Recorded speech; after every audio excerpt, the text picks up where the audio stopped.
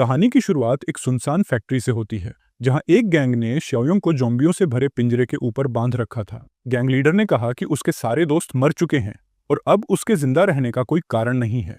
लेकिन शाओयोंग के लिए ये सब उसकी गलती नहीं थी, बल्कि उस औरत की थी। नफरत से उसने सोचा कि उस औरत को सबसे घटिया मौत मिलनी चाहिए।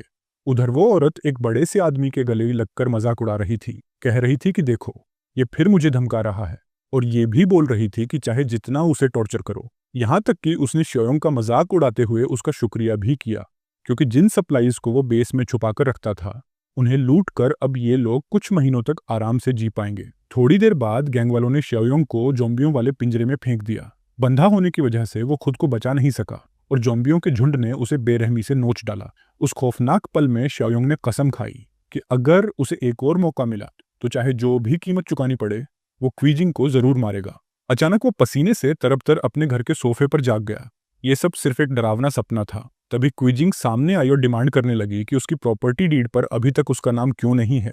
ये सबूत है कि वो उससे सच्चा प्यार नहीं करता। शाओयोंग उलझन में था और समझने की कोशिश कर रहा था कि आखिर हो क्या रहा है। उसे एहसास हुआ कि वो अपोकैलिप्स शुरू होने से पहले के टाइम पर वापस आ चुका है। उसने उस भयानक भविष्य को बहुत अच्छे से याद रखा था। उस दुःस्वप्न में क्वीजिंग ने उसे धोखा दिया था, मासूम बनने का नाटक करके उसका भरोसा जीता और फिर गद्दारी करके उसके दुश्मनों को बेस पर हमला करने दिया। उसी की वजह से उसने सब कुछ खो दिया, सड़क पर आ गया और ज़ॉम्बी अपोकैलिप्स में जीने के लिए जूझना पड़ा। जब दुनिया तबाह हो रही थी, तब उसे असली दोस्त मिले, जिनके साथ वो जिंदा रहा। लेकिन क्वीजिंग की गद्दारी कभी नहीं भूला। अब फिर से अतीत में लौटकर उसने देखा कि क्वीजिंग अब भी वही शिकायतें कर रही थी और प्रॉपर्टी में अपना हिस्सा मांग रही थी। शाओयोंग ने नफरत से सोचा कि चाहे कोई भी टाइमलाइन हो, ये औरत हमेशा घटिया ही रहती। उसने ठान लिया कि इस बार वो इमोशनल होकर गलती नहीं करेगा। क्वीजिंग ने उसे 1 हफ्ते का अल्टीमेटम दिया सब सुलझाने के लिए, लेकिन उसने उसे घर से धक्का देकर बाहर निकाला और बोला कि वो सब संभाल लेगा। फिर उसके मुंह पर दरवाजा बंद कर दिया। बाहर खड़ी क्वीजिंग यकीन ही नहीं कर पा रही थी कि अब भी क्या हुआ। उसे लगा था कि शाओयोंग हमेशा उसकी मुट्ठी में रहेगा, एक नौकर की तरह। लेकिन अब शाओयोंग पूरी तरह जाग चुका था और जानता था कि वो औरत असल में क्या है और आगे चलकर क्या होने वाला है। क्लॉक की तरफ देखते हुए शाओयोंग को याद आया कि बस 1 महीना बचा है उस ग्लोबल तबाही के लिए, जो दुनिया को एक बुरे सपने में बदल देगी। उसने ठान लिया कि तैयारी अभी से शुरू करनी होगी। तभी उसके सामने अचानक एक गेम जैसा सिस्टम विंडो प्रकट हुआ। उसे एहसास हुआ कि अपोकलिप्स सिस्टम एक्टिवेट हो गया है। सिस्टम ने उसे टास्क्स की लिस्ट दी, जिन्हें जल्दी पूरा करना होगा। पहला मिशन था अपोकैलिप्स की तैयारी। इसके लिए उसे जमीन खरीदनी थी और इतना सामान इकट्ठा करना था कि कम से कम 1 साल तक जिंदा रह सके। इस मिशन का रिवॉर्ड था 10 पॉइंट्स, जिन्हें सिस्टम शॉप में सामान खरीदने के लिए इस्तेमाल किया जा सकता था। शॉप को देखते हुए शाओयोंग को दिखा कि 20 पॉइंट्स में फिजिकल एनहांसमेंट पोशन, 2 पॉइंट्स में लेवल 1 सर्वाइवल किट और 10 पॉइंट्स में लेवल 1 प्रोटैगनिस्ट बॉक्स मिल सकता है। वो अपनी आंखों पर यकीन नहीं कर पा रहा था, लेकिन उसने तय किया कि इस मौके का पूरा फायदा उठाएगा। उसने अपनी पुरानी लाइफ को याद किया, जो बेवजह और गैर जिम्मेदार थी।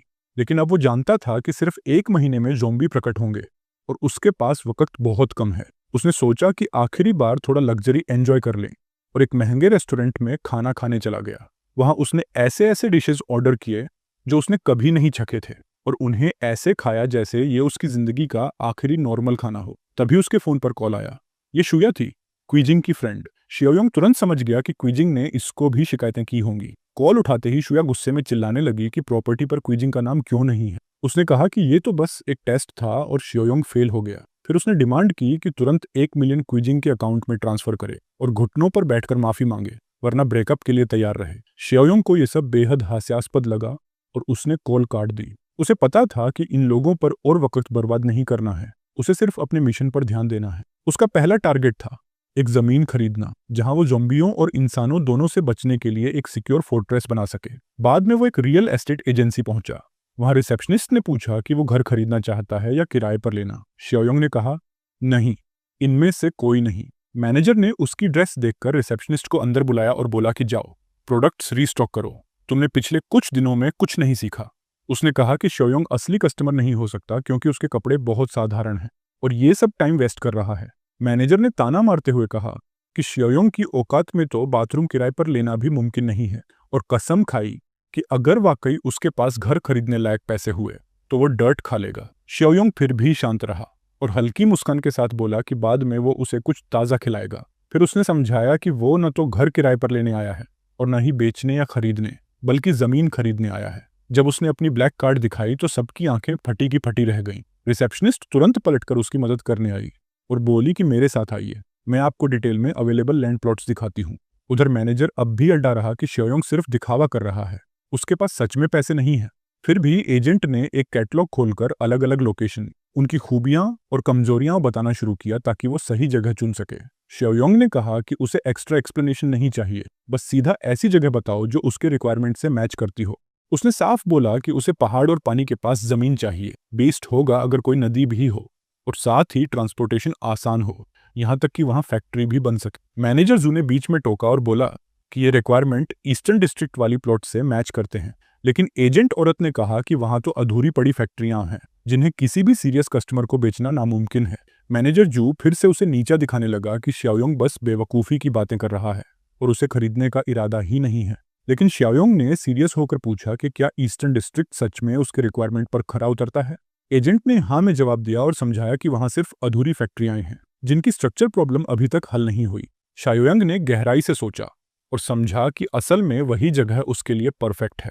लोकेशन डिफेंसिव है, वहां पहुंच पाना मुश्किल है, और फैक्ट्री पहले से अधूरी बनी हुई है, तो उसे नई शुरुआत करने की बजाय अधूरी बिल्डिंग को पूरा करना पड़ेगा, जिससे काफी पैसे बचेंगे। उसने तुरंत तय किया और बोला कि वही जमीन चाहिए, और पूछा कि क्या अब भी कॉन्ट्रैक्ट साइन करके पेमेंट कर सकता है। एजेंट थोड़ी कंफ्यूज लेकिन हाँ कर गई, और तब हैरान रह गई जब उसने सचमुच 30 मिलियन पेमेंट कर दिया। मैनेजर जू हंसते हंसते पागल हो गया कि इतना बड़ा डिपॉजिट भरना असंभव है। लेकिन जब ट्रांजैक्शन पूरा हो गया तो पूरी एजेंसी उसके पीछे पड़ गई कि अब अपनी कसम पूरी कर और डर्ट खा। लोग मोबाइल से रिकॉर्डिंग तक करने लगे जबकि मैनेजर बुरी तरह बौखला गया। श्याओयोंग ने चैन की सांस ली कि उसने अपना पहला मिशन पूरा कर लिया है। एपोकलिप्स की तैयारी के लिए टेरिटोरी सुरक्षित कर ली। हालांकि उसने सोचा कि बहुत पैसा खर्च हो गया है, लेकिन अब और कमाना पड़ेगा ताकि साल भर का सामान इकट्ठा कर सके। इसी दौरान शू एक्संग एजेंसी पहुंचा और हंगामा देखा। उसे अजीब लगा कि सब मैनेजर को उसकी शर्मनाक कसम पूरी करने पर मजबूर कर रहे हैं। शहर के दूसरी तरफ क्यूइजिंग अपने बेकार कामों में लगी हुई थी जब शू सांग का कॉल आया। उसने बताया कि श्याओयोंग ने 30 मिलियन देकर एक जमीन खरीदी है। क्यूइजिंग सदमे में पड़ गई और गुस्से से पूछने लगी कि इतने पैसे उसके पास आए कहां से। शू सांग ने समझाया कि शायद उसने उनके एंगेजमेंट के लिए जो पैसे बचाए थे उन्हीं का इस्तेमाल किया। क्यूइजिंग आगा बुला हो गई और पक्का मान बैठी कि श्याओयोंग ने उसका पैसा चुरा लिया। शूसांग ने उसे शांत करने की कोशिश की और कहा कि जाओ उसे बात करके समझो, लेकिन उसने साफ मना कर दिया और बोली कि श्याओयोंग उसके खिलाफ बगावत कर रहा है, वो उसे इंटरनेट पर एक्सपोज कर देगी। उधर श्याओयोंग घर पर बैठा ठंडे दिमाग से अपने अगले कदम सोच रहा था। उसे पता था कि साल भर के लिए सप्लाई खरीदने के लिए और पैसे चाहिए। तभी अचानक दरवाजे पर जोर जोर से ठक ठक हुई। बाहर क्विजिंग और उसकी दोस्त शुया खड़ी थीं। क्विजिंग चीखते हुए बोली कि उसने उसकी मर्जी के बिना उसका पैसा जमीन पर कैसे खर्च कर दिया। श्याओयोंग झल्लाकर बोला कि पैसे उसके हैं, उसके नहीं, और अब उसके ऊपर एक सेंट भी बर्बाद नहीं करेगा। उसने यहां तक ताना मारा कि मदद चाहिए तो अपने प्यारे शूसंग से मांग ले। क्विजिंग हैरान रह गई कि उसे उनके अफेयर के बारे में कैसे पता चला। शुया ने बीच बचाव करने की कोशिश की कि ये कोई मिसअंडरस्टैंडिंग होगा, लेकिन श्याओयोंग ने साफ बोल दिया कि इसमें कोई मिसअंडरस्टैंडिंग नहीं है। असलियत ये है कि वो और क्विजिंग कभी कपल थे ही नहीं और उसकी किसी भी चीज पर उसका कोई हक्का नहीं था। इसके बाद उसने दरवाजा उनके मुंह पर बंद कर दिया बिना उन्हें और बहस का मौका दिए। कॉरिडोर में खड़ी क्विजिंग स्टन्ड थी। ये समझने की कोशिश कर रही थी कि श्याओयोंग को उसके शूसंग वाले सीक्रेट अफेयर के बारे में कैसे पता चला। जैसे ही वो लिफ्ट में नीचे गई, शुया ने उसे सांत्वना देने की कोशिश करते हुए पूछा कि क्या सच में वो शूसंग से मिल रही है। क्विजिंग ने कन्फर्म किया कि हाँ, वो कई बार मिल चुके हैं, लेकिन शुया कोई सच्ची दोस्त नहीं थी। उसके दिमाग में चैलेंज चल रही थी। उसे लगा कि श्याओयोंग और क्विजिंग की ये लड़ाई उसके लिए एक परफेक्ट मौका है। वो तय कर चुकी थी कि इस सिचुएशन का फायदा उठाकर श्याओयोंग उसका पैसा और यहाँ तक कि उसकी नई जमीन भी हथियानी है। कुछ देर बाद श्याओयोंग अपनी नई प्रॉपर्टी पर पहुंचा। वो अधूरी फैक्ट्री के नक्शे देख रहा था। उसने एक कॉन्ट्रैक्टर हायर कर लिया था ताकि उसे पूरा करके एक असली किला, फोर्ट्रेस बनाया जा सके। वो इंजीनियर से डिटेल में बात कर रहा था। दीवारें और मजबूत चाहिए, गार्ड टावर्स चाहिए, बार्ब्ड वायर चाहिए, ब्लास्ट रेजिस्टेंट स्टील डोर्स चाहिए और खिड़कियों पर बुलेट प्रूफ ग्लास। इंजीनियर ने हैरानी से पूछा कि आखिर इतनी सिक्योरिटी क्यों चाहिए। श्याओयोंग ने सीधा जवाब दिया कि ज्यादा सवाल मत करो, बस ये बताओ कि 1 महीने में प्रोजेक्ट पूरा हो सकता है या नहीं। इंजीनियर ने कहा कि बिना एक्स्ट्रा पैसे और मैन पावर के ये लगभग नामुमकिन है। श्याओयोंग ने दृढ़ता से कहा कि तरीका निकालो, मैं एक्स्ट्रा पेमेंट कर दूंगा। इंजीनियर ने कहा कि इसके लिए कम से कम 20 मिलियन और चाहिए, जिनमें से 5 मिलियन एडवांस देना होगा। शाओयोंग ने तुरंत मान लिया और बोला कि आज ही ट्रांसफर कर दूंगा, और अगर पेमेंट नहीं कर पाया तो जमीन कॉन्ट्रैक्टर की हो जाएगी। डील पक्की हो ही रही थी कि अचानक शुया वहां आ गई। उसने नकली चिंता दिखाते हुए शाओयोंग पर लदने की कोशिश की। अंदर से शाओयोंग ने लंबी सांस ली। अब अपोकलिप्स की तैयारी के बीच उसे इस नए परजीवी से भी निपटना था। शुया अपनी ही दोस्त को धोखा देकर शाओयोंग को फंसाना चाहती थी। शाओयोंग ने सख्ती से पूछा कि वो यहाँ क्या कर रही है। उधर क्विजिंग ने चारों तरफ देखकर कहा कि जगह बहुत खूबसूरत है, क्या वो यहाँ कोई विल्ला बनाने वाला है। शाओयोंग ने गंभीरता से उसे धक्का दिया और साफ कर दिया कि ये उसका मामला नहीं है। क्विजिंग हैरान थी, क्योंकि आमतौर पर उसे छूते ही शाओयोंग शर्मा जाता था, लेकिन आज वो बिना हिचकिचाहट उसे ठुकरा रहा था। शाओयोंग ने उसकी अनदेखी की और मजदूरों की मदद करने चला गया, जबकि शुया मन ही मन सोच रही थी कि अब ये गोल्डन अपॉर्चुनिटी उसके हाथ से नहीं निकलनी चाहिए। क्विजिंग अपनी चांस खो चुकी थी। अब इस जमीन को हथियाने का रास्ता उसे ढूंढना था। बाद में शाओयोंग घर लौटा। उसने बैंक से 3 मिलियन का लोन लिया था और ज्यादातर एडवांस पेमेंट भी कर दी थी ताकि कंस्ट्रक्शन तेजी से पूरा हो सके। लेकिन वो जानता था कि और पैसों की जरूरत है ताकि साल भर का सामान खरीदा जा सके। तभी उसे एक आइडिया आया, अपोकलिप्स शुरू होने ही वाला है, तो क्यों ना अपना अपार्टमेंट बेचकर और फंड इकट्ठा कर ले। थोड़ी देर बाद दरवाजे पर दस्तक हुई। ये वही बूढ़ा आदमी था जो उसी बिल्डिंग में रहता था। शाओयोंग जानता था कि उसके पास पैसे जमा हैं और वो काफी वक्त से उसका अपार्टमेंट खरीदना चाहता है। वो बूढ़ा अक्सर झगड़ा खड़ा करता था, कचरा इधर उधर पड़ा है, या छोटी छोटी बातों पर इल्जाम लगाता था ताकि दबाव डालकर उसे बेचने पर मजबूर करे। उसने गुस्से में ताना मारा कि शाओयोंग कल रात क्लब में शराब पीकर लौटा था। शाओयोंग ने ठंडेपन से जवाब दिया कि लगता है वो सीनाइल हो गया है, क्योंकि वो तो जल्दी सो गया था, और भले ही गया भी हो, ये उसकी समस्या नहीं। फिर उसने पूछा कि क्या ये सब ड्रामा सिर्फ अपार्टमेंट खरीदने के लिए है। जब बूढ़े ने दिलचस्पी दिखाई तो शाओयोंग ने कहा कि वो बेचेगा, लेकिन एक शर्त पर। वो अगले 6 महीने तक वहीं रहेगा जब तक नई जगह तैयार न हो जाए, और 5 मिलियन एडवांस अब भी देगा, वरना डील कैंसिल। बूढ़ा अनमने मन से मान गया और कॉन्ट्रैक्ट साइन कर दिया। जाते जाते चेतावनी भी दी कि बाद में पछताना मत। शाओयोंग ने मन ही मन सोचा कि ये और भी अच्छा है। बूढ़ा यहीं मौत का इंतजार करेगा और वो अपनी तैयारी पूरी करेगा। इस तरह शाओयोंग ने 8 मिलियन जुटा लिए, 3 मिलियन बैंक लोन से और 5 मिलियन अपार्टमेंट बेचकर। पैसे हाथ में आते ही उसने अगले स्टेज की तरफ ध्यान लगाया, साल भर की सप्लाई खरीदना। सिस्टम ने भी उसे पहला मिशन पूरा करने का रिवॉर्ड दिया, जमीन सुरक्षित करना। बिना वक्त गंवाए वो स्टोर पहुंचा और कई ट्रॉली भरकर सामान खरीदना शुरू कर दिया। इतने सामान देखकर सब हैरान थे और आपस में फुसफुसा रहे थे कि शायद ये दुनिया खत्म होने वाली अफवाहों पर यकीन करता है। आखिरकार उसने वो टास्क भी पूरा किया और सिस्टम से 10 और पॉइंट्स मिले। उसने सोचा कि अपोकैलिप्स में एट्रीब्यूट्स बढ़ाना जरूरी होगा और प्रोटोगोनिस्ट बॉक्स की कीमत भी बिल्कुल 10 पॉइंट्स ही है। बिना किसी झिझक के उसने बॉक्स खरीद लिया और इनाम में उसे लेवल 1 का स्पेशल रिंग मिला। उस रिंग के साथ अब उसके पास 500 मीटर का सबस्पेस था, जहां वो कुछ भी स्टोर कर सकता था बिना टाइम की टेंशन के। खाना खराब नहीं होगा, फ्रोजन आइटम्स पिघलेंगे नहीं, और सब कुछ हमेशा प्रिजर्व रहेगा। उसे लगा कि ये अब तक का सबसे बढ़िया रिवॉर्ड है। इसके बाद सिस्टम ने नया मिशन दिखाया, 10 साल का सामान इकट्ठा करना, और इसके इनाम में 20 पॉइंट्स। उसी बीच स्टोर मैनेजर यांग दाओ आ गया और पूछा कौन प्रॉब्लम क्रिएट कर रहा है। जैसे ही उसने शाओयोंग को देखा तुरंत पहचान लिया। शाओयोंग ने भी उसे पहचान लिया। दोनों हाई स्कूल में साथ थे। यांग दाओ एक गैंग में था जो औरों को तंग करता था और दोनों की कई बार लड़ाई हुई थी। शाओयोंग ने सोचा, उस टाइम पीछे नहीं हटा था तो अब भी नहीं हटूंगा। यांग दाओ ने उसे ऑर्डर दिया कि सब सामान वापस शेल्फ पर रखो, वरना पुलिस बुलाऊंगा। शाओयोंग ने पूछा, अभी भी लगता है हम स्कूल में हैं? मैं यहाँ खरीदने आया हूँ। यांग दाओ ने शक से कहा कि उसे नहीं लगता उसके पास इतना पैसा होगा। कैशियर्स ने घंटों लगाकर सब स्कैन किया और टोटल बना 6,68,884। यांग दाओ ने पेमेंट मांगा और शाओयोंग ने बड़ी शांति से कार्ड स्वाइप कर दिया, साबित कर दिया कि वो पे कर सकता है। जब यांग दाओ जाने लगा तो शाओयोंग ने उसे रोका और कहा, पहले माफी मांगो। यांग दाओ ने मना किया और बोला कि उसकी गुडविल का फायदा मत उठाओ। लेकिन स्टोर के बाकी कस्टमर्स ने वीडियो बनाना शुरू कर दिया और बोले कि वो सच में बेवजह बदतमीजी कर रहा था और उसे माफी मांगनी चाहिए। शाओयोंग ने कहा, अगर माफी मांगोगे तो मैं 10 गुना और खरीदूंगा। मजबूर होकर यांग दाओ ने सिर झुकाकर माफी मांगी। शाओयोंग ने उसे चेतावनी दी कि दोबारा किसी को हल्के में मत लेना। फिर यांग दाओ ने पूछा, इतना सामान क्यों खरीद रहे हो? शाओयोंग ने सीधा कहा, ये तुम्हारा काम नहीं है, मुझे बस बड़ा स्टॉक चाहिए। यांग दाओ ने कहा कि शायद स्टोर काफी नहीं होगा। शाओयोंग ने पूछा, क्या किसी जगह का पता है जहां और मिल सके? यांग दाओ ने कहा, हाँ, और एक बंदे का नाम लिया, शांग, जो बड़े लेवल की डीलिंग करता था। कुछ देर बाद यांग दाओ ने बताया कि उसने उसके लिए बड़ा सप्लायर ढूंढ लिया है। शाओयोंग ने सोचा कि यांग दाओ अभी भी पहले जैसा है, सिर्फ कमीशन का भूखा, और ये शांगजा भी कोई क्रिमिनल ही निकलेगा। लेकिन उसे फर्क नहीं पड़ता था, बस सामान मिलना चाहिए। दोनों एक बड़े वेयरहाउस पहुंचे। शांगजा गाड़ी ऐसे चला रहा था जैसे किसी को कुचल ही देगा। कपड़े लत्ते भी ओवर शो ऑफ वाले। शियाओयोंग ने सोचा, क्या ही बढ़िया बंदा होगा ये। शांगजा स्मोकिंग करता आया और धुआं सीधे उनके चेहरे पर फेंका। उसने पूछा, यही है बड़ा कस्टमर? यांगदाओ ने हाँ कहा और बताया, ये उसका पुराना स्कूलमेट है। शांगजा ने दिखावे में याद करने का नाटक किया और बोला, ये तो स्कूल में बड़ा बदमाश था। फिर मजाक उड़ाते हुए कहा, तेरे कपड़े नकली ब्रांड तो नहीं? मुझे ऐसे नकली रईस लोग बिल्कुल पसंद नहीं। शियाओयोंग ने शांत होकर कहा, ये बातें करने का टाइम नहीं है। मैं यहाँ खरीदने आया हूँ, बहस करने नहीं। लेकिन शांगजा ने उकसाना शुरू कर दिया और यांगदाओ पर भड़कने लगा कि क्या ये सच में बड़ा कस्टमर है या टाइम वेस्ट। यांगदाओ ने समझाया कि उसके पास सच में पैसे हैं। शांगजा ने फिर भी शक जताया और कॉलर पकड़कर रिस्पेक्ट मांगी। शियाओयोंग ने ठंडे दिमाग से कहा, तू तो बस छोटा मोटा कीड़ा है। ये सुनकर शांगजा भड़क गया और धमकाने लगा। शियाओयोंग ने कहा, पहले ये नकली जैकेट उतार और अपने बैंक अकाउंट का बैलेंस चेक कर।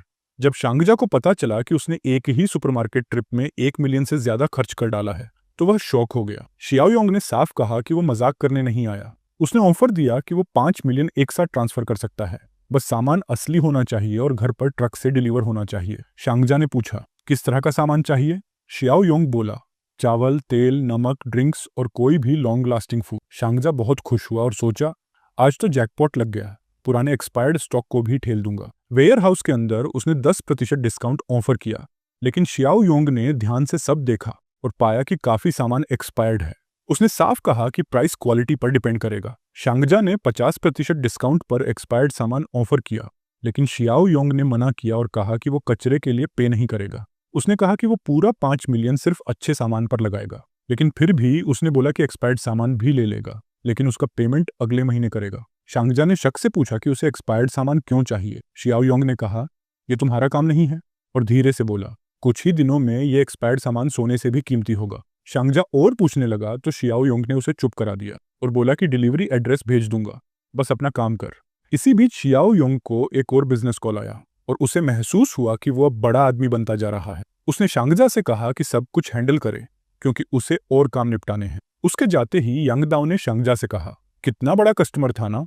शांगजा ने हाँ कहा, लेकिन मान गया कि वो समझ नहीं पा रहा कि शियाओयोंग इतना सक्सेसफुल कैसे हो गया। कुछ टाइम बाद शियाओयोंग ने फिर डील क्लोज की उसी घर के साथ जो वो पहले उस बूढ़े आदमी को बेच चुका था। इस बार एक नया बायर आया जिसने 4 लाख एडवांस देने को तैयार था, जबकि घर 3 महीने बाद ही खाली मिलना था। कॉन्ट्रैक्ट साइन करते वक्त शियाओयोंग ने बूढ़े से पूछा, इतनी जल्दी क्यों बेच रहे हो? बूढ़े ने कहा कि उसकी पोती का स्कूल ट्रांसफर हो रहा है और ये लोकेशन उनके लिए परफेक्ट है। उसने हाथ जोड़कर प्राइस न बढ़ाने की रिक्वेस्ट की। शियाओयोंग ने उसे भरोसा दिलाया कि वो प्राइस नहीं बढ़ाएगा, हालांकि अगर चाहता तो कर भी सकता था। दोनों ने कॉन्ट्रैक्ट साइन किया और बूढ़े ने उसका धन्यवाद किया, वादा किया कि अब उसे परेशान नहीं करेगा। शियाओयोंग ने सोचा कि वो बूढ़ा आदमी सच में बहुत ज्यादा नेकदिल और नर्म मिजाज है। ऐसा इंसान अपोक्लिप्स में ज्यादा दिन टिक नहीं पाएगा। जाने से पहले शियाओयोंग ने उससे उसका करंट एड्रेस भी पूछ लिया। कुछ दिनों बाद वो अपना बिजनेस संभाल रहा था, तभी छोड़ी हुई फैक्ट्री का रेनोवेशन लगभग खत्म हो गया था। इंजीनियर ने बताया कि 70 से 80% काम पूरा हो चुका है। दरवाजे पूरी तरह से मजबूत कर दिए गए थे और वेयर हाउस अब साफ सुथरा और बड़ा दिख रहा था। शियाओयोंग ने संतोष से कहा कि बहुत बढ़िया है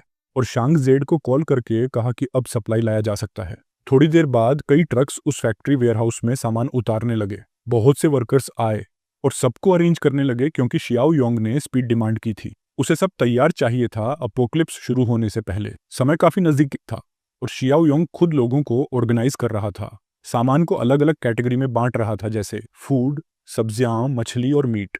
पूरा दिन निकल गया और शाम को काम खत्म हुआ। तब जाकर उसे एहसास हुआ कि उसने आखिरकार 10 साल का सामान इकट्ठा करने का मिशन पूरा कर लिया। सिस्टम स्टोर चेक करते हुए उसे एक नया बॉक्स दिखा।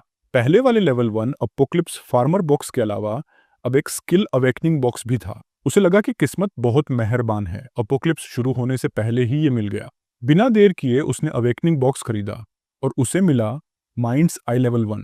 ये स्किल उसे लोगों की दुश्मनी और हॉस्टिलिटी डिटेक्ट करने की पावर देती थी। शियाओयोंग ने सोचा, ये तो बेहद काम का स्किल है। अब उसे साफ पता चलेगा कि किस पर भरोसा करना है और किससे बचना। इसके तुरंत बाद नया मिशन सामने आया, आर्मेड टूथ टीथ, जिसमें उसे जितना हो सके उतना हथियार जुटाना था। इनाम में 10 पॉइंट्स और एक रैंडम आइटम था। शियाओयोंग के लिए ये परफेक्ट था क्योंकि वो पहले से यही करने की सोच रहा था। उसी रात वो ब्लैक मार्केट पहुंचा। उसे बड़ा अजीब लगा कि वहां लोग ऐसे घूम रहे थे जैसे कोई नॉर्मल मार्केट हो। कोई चेहरा नहीं छुपा रहा था। खुलेआम लोग ड्रग्स और हथियार बेच रहे थे। उसी भीड़ में एक बार फिर शियाओ योंग भी था। इस बार एक जेड ब्रेसलेट की डील होते देख रहा था, जिसे क्यूई जिंग को असली समझकर बेवकूफ बनाने की कोशिश हो रही थी, जबकि वो चोरी का या नकली ही था। शियाओ योंग, जो हथियार खरीदने आया था, घृणा से देख रहा था और सोच रहा था कि उसने भी अपने पुराने दिनों में शेडी डील्स की थी। उसे अफसोस हुआ कि क्यूई जिंग जैसे लोग आसानी से ठग लिए जाते हैं। अपने काम पर फोकस रखते हुए शियाओ योंग आखिरकार हथियारों की शॉप तक पहुंचा। वहां रखी चाकुओं को देखा, लेकिन उसने सेलर से पूछा कि क्या कुछ और हैवी नहीं है। जवाब में दुकानदार ने बस उसे एक चाकू शार्प करने वाला पत्थर फेंका और कहा, अगर और हैवी चाहिए तो खुद शार्प कर लो। शियाओ संतुष्ट नहीं हुआ और बोला कि उसे और पावरफुल चीज चाहिए। सेलर शक में पड़ गया और पूछा कि कहीं वो प्रॉब्लम क्रिएट करने तो नहीं आया। तभी शियाओ योंग ने शॉप के क्यूआर कोड से 2 लाख ट्रांसफर कर दिए और कहा, मैं सच में खरीदने आया हूँ। ये देखकर सेलर थोड़ा भरोसे में आया और अपनी दुकान किसी और को सौंपकर शियाओ योंग को अंदर प्राइवेट जगह ले गया। वहां उसने एक सिंपल रिवॉल्वर दिखाया और कहा, 2000 में ले लो, गोला बारूद सस्ता है। लेकिन शियाओ योंग ने मना कर दिया। उसने समझाया कि ये उसके काम का नहीं है, उसे असली हथियार चाहिए। उसने ये भी बताया कि 2 लाख बस एडवांस है, टोटल 10%। असल में वो 2 मिलियन तक हथियार और गोला बारूद खरीदना चाहता है। ये सुनकर सेलर हैरान हो गया और सतर्क भी। उसने पूछा, तुम काम क्या करते हो? शियाओ योंग ने कहा, आमतौर पर मैं ऐसे छोटे काम खुद नहीं करता, मेरे लोग करते हैं। लेकिन अब टाइम बदल रहा है और मैं चाहता हूं तुम और सवाल मत पूछो। सेलर ने हामी भर दी और कहा कि उसने सही आदमी ढूंढ लिया है। उसने शियाओ योंग से लिस्ट लिखने को कहा और एक एड्रेस दिया। बोला कि अगली रात मिडनाइट पर वहां पहुंचना और सारे पैसे साथ लाना। दुकान से निकलते वक्त शियाओ योंग को सेलर ने बहुत रिस्पेक्ट के साथ विदा किया। बाहर निकलकर वो फिर ब्लैक मार्केट में घूम रहा था और सोच रहा था कि यहाँ हमेशा वही चेहरे नजर आते हैं। लोग हथियारों से लेकर नकली ज्वेलरी तक सब बेचते हैं। उसे पता था कि कई लोग वो फेक ज्वेल्स सिर्फ दूसरों को बेवकूफ बनाने के लिए लेते हैं, जैसे क्यूई जिंग। शियाओ योंग ने मौका देखकर अपने माइंड साई को टेस्ट किया। उसने सेलर को चेक किया और देखा कि वो शांत और डील से खुश है। लेकिन जब उसने दूसरे बायर को देखा जो उसे घूर रहा था, तो उसके सिर पर साफ साफ हॉस्टिलिटी का आइकन चमक रहा था। शियाओ योंग को ये पावर बेहद काम की लगी, क्योंकि अब उसे सीधे पता चल रहा था कि खतरा किससे है। नकली ज्वेलरी की डील को देखते हुए उसने सोचा, कितने घटिया लोग हैं जो बिना शर्म दूसरों को चीट करने के लिए तैयार रहते हैं। दुकानदार ने देखा कि माहौल अचानक टेंशन से भर गया है और उसने शियाओ योंग से पूछा कि क्या वो उस कस्टमर को जानता है। शियाओ योंग ने कहा, हाँ, वो तो उसका दुश्मन ही है। दुकानदार ने वादा किया कि वो उसे सबक सिखाएगा, लेकिन शियाओ योंग ने साफ कहा कि उसे मारना मत, क्योंकि उसके लिए कुछ प्लान्स हैं। इसके बाद शॉप के लोग उस हॉस्टाइल कस्टमर के पीछे गए। बेचारा डर के मारे सफाई देने लगा, लेकिन आखिरकार उसे ब्लैक मार्केट से धक्के मारकर बाहर फेंक दिया गया। पूरा शरीर चोटों और बूट के निशानों से भरा हुआ। जाते जाते वो बड़बड़ाता रहा कि ये सब शियाओ योंग की वजह से हुआ है और एक दिन वो जरूर बदला लेगा। 2 दिन बाद शियाओ योंग के बेस पर आखिरकार उसके हथियार पहुंच गए। Mission arm to the teeth पूरा हो गया और सिस्टम से उसे 10 पॉइंट्स और मिले।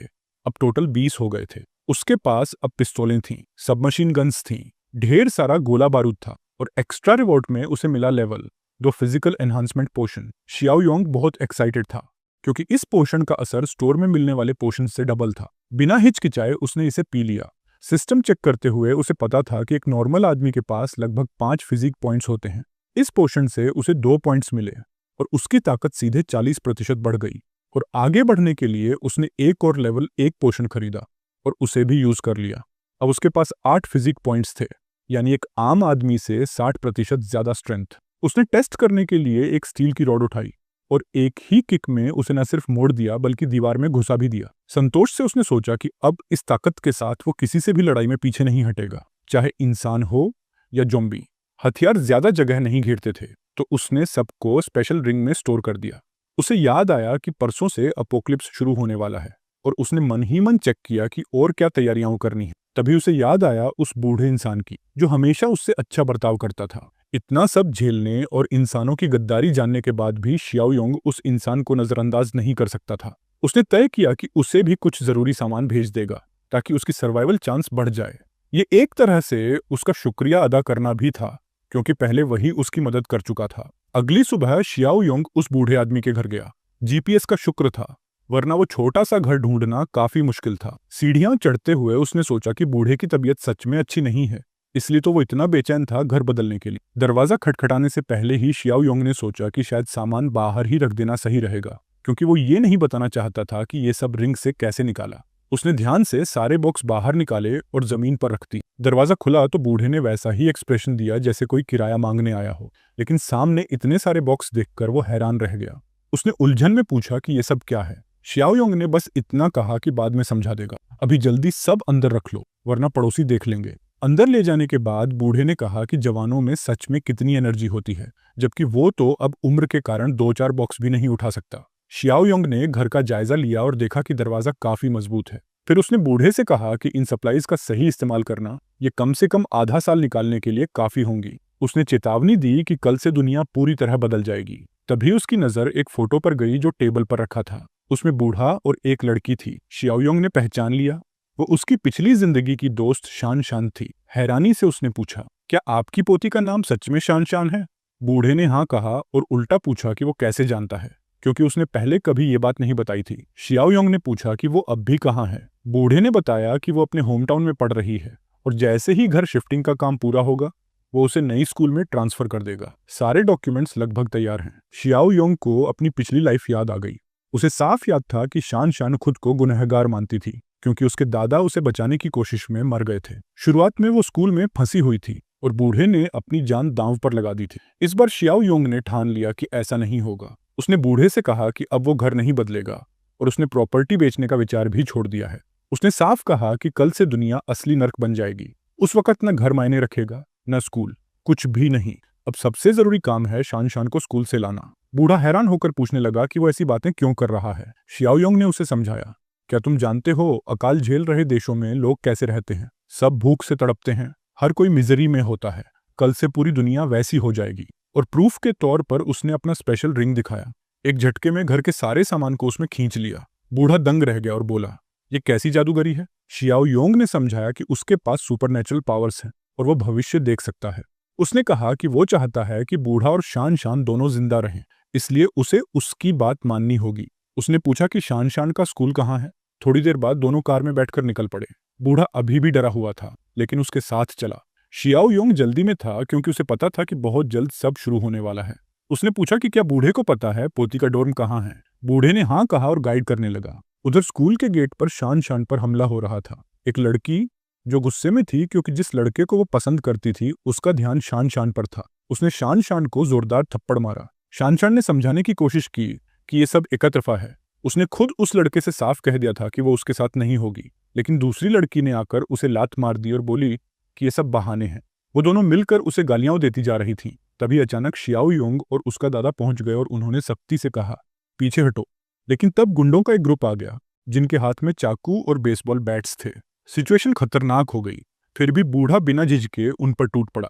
जब उनमें से एक लड़के ने उस पर बैट से वार करने की कोशिश की, शियाओयोंग ने बड़ी शांति से उसका स्विंग रोक लिया और बोला, क्या ऐसे बर्ताव करते हो तुम अपने बड़ों के साथ? शियाओयोंग की काम नजरों में उस भीड़ की पूरी नब्ज साफ पड़ी जा सकती थी। लड़के जो खुद को बदमाश समझ रहे थे उसे हल्के में ले रहे थे, जैसे वो कोई आसान शिकार हो। लेकिन उनकी पहली भूल वहीं हो गई। पहला अटैकर जब उसकी किक से उड़कर जमीन से टकराया, तभी बाकी दो की हंसी गायब हो गई।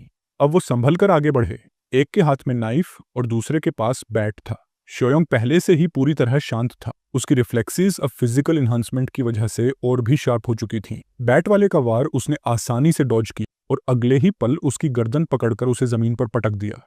उसका सिर इतनी जोर से टकराया कि वो तुरंत बेहोश हो गया। नाइफ वाले का हाथ उसने मोड़ा और उसे भी जमीन पर धकेल दिया। शनशान पर हाथ उठाने वाली लड़कियां अब पूरी तरह शौक में थीं। शियाओयोंग उनके पास गया। लीडर को बिना एक वर्ड सुने सीधा थप्पड़ मारा। दूसरी लड़की को उसने बालों से पकड़कर गर्दन पर ब्लेड टिकाया, लेकिन हार्म करने के बजाय उसकी एक बड़ी लट काट दी। लड़की गुस्से से चीखी, लेकिन शियाओयोंग बस इतना बोला कि एक दिन तुम समझोगी, ये कट शायद तुम्हारी जान बचा ले। इसके बाद उसने शनशन की तरफ देखा और बोला, चलो यहां से निकलते हैं।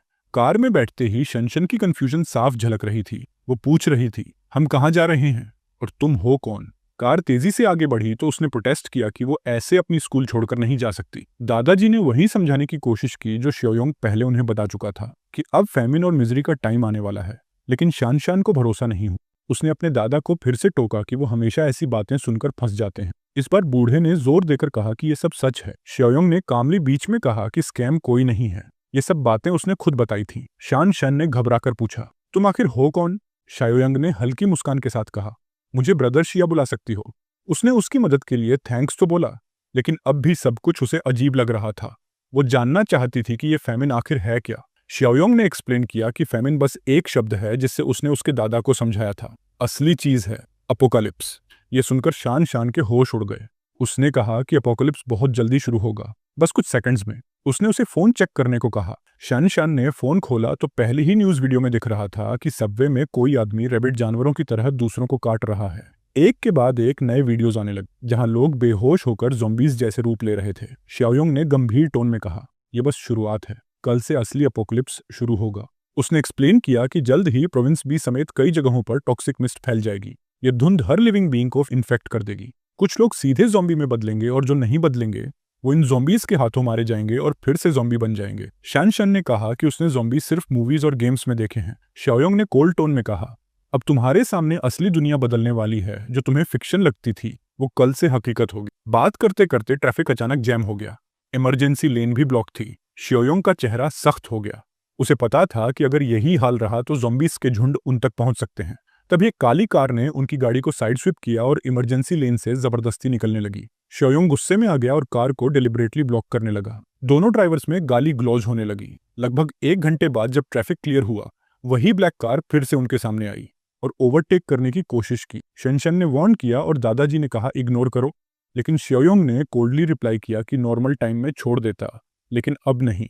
अगले ही पल उसने एक्सेलरेटर दबाया और कार को जोर से टक्कर मारकर शोल्डर में धकेल दिया। ड्राइवर गुस्से से बाहर आया, प्लेट नंबर लिखने की कोशिश की, लेकिन शाओयोंग पहले ही गायब हो चुका था। रात देर से वो लोग आखिरकार बेस पहुंचे। शन और उसके दादा उसकी फोर्ट्रेस देखकर स्टन्ड रह गए। शाओयोंग ने कहा कि अब आराम करो, कल बहुत काम है। अगली सुबह कॉफी पीते हुए उसने फोर्ट्रेस का टूर करवाया। शन ने कहा कि उसे बहुत दिनों बाद इतनी अच्छी नींद आई और अच्छा लग रहा था कि अब स्कूल नहीं जाना पड़ेगा। शाओयोंग ने समझाया कि वॉल्स आर्मर्ड और रीइंफोर्स्ड हैं। Gate 3 centimetre thick pure steel का है और डिजिटली कंट्रोल होता है।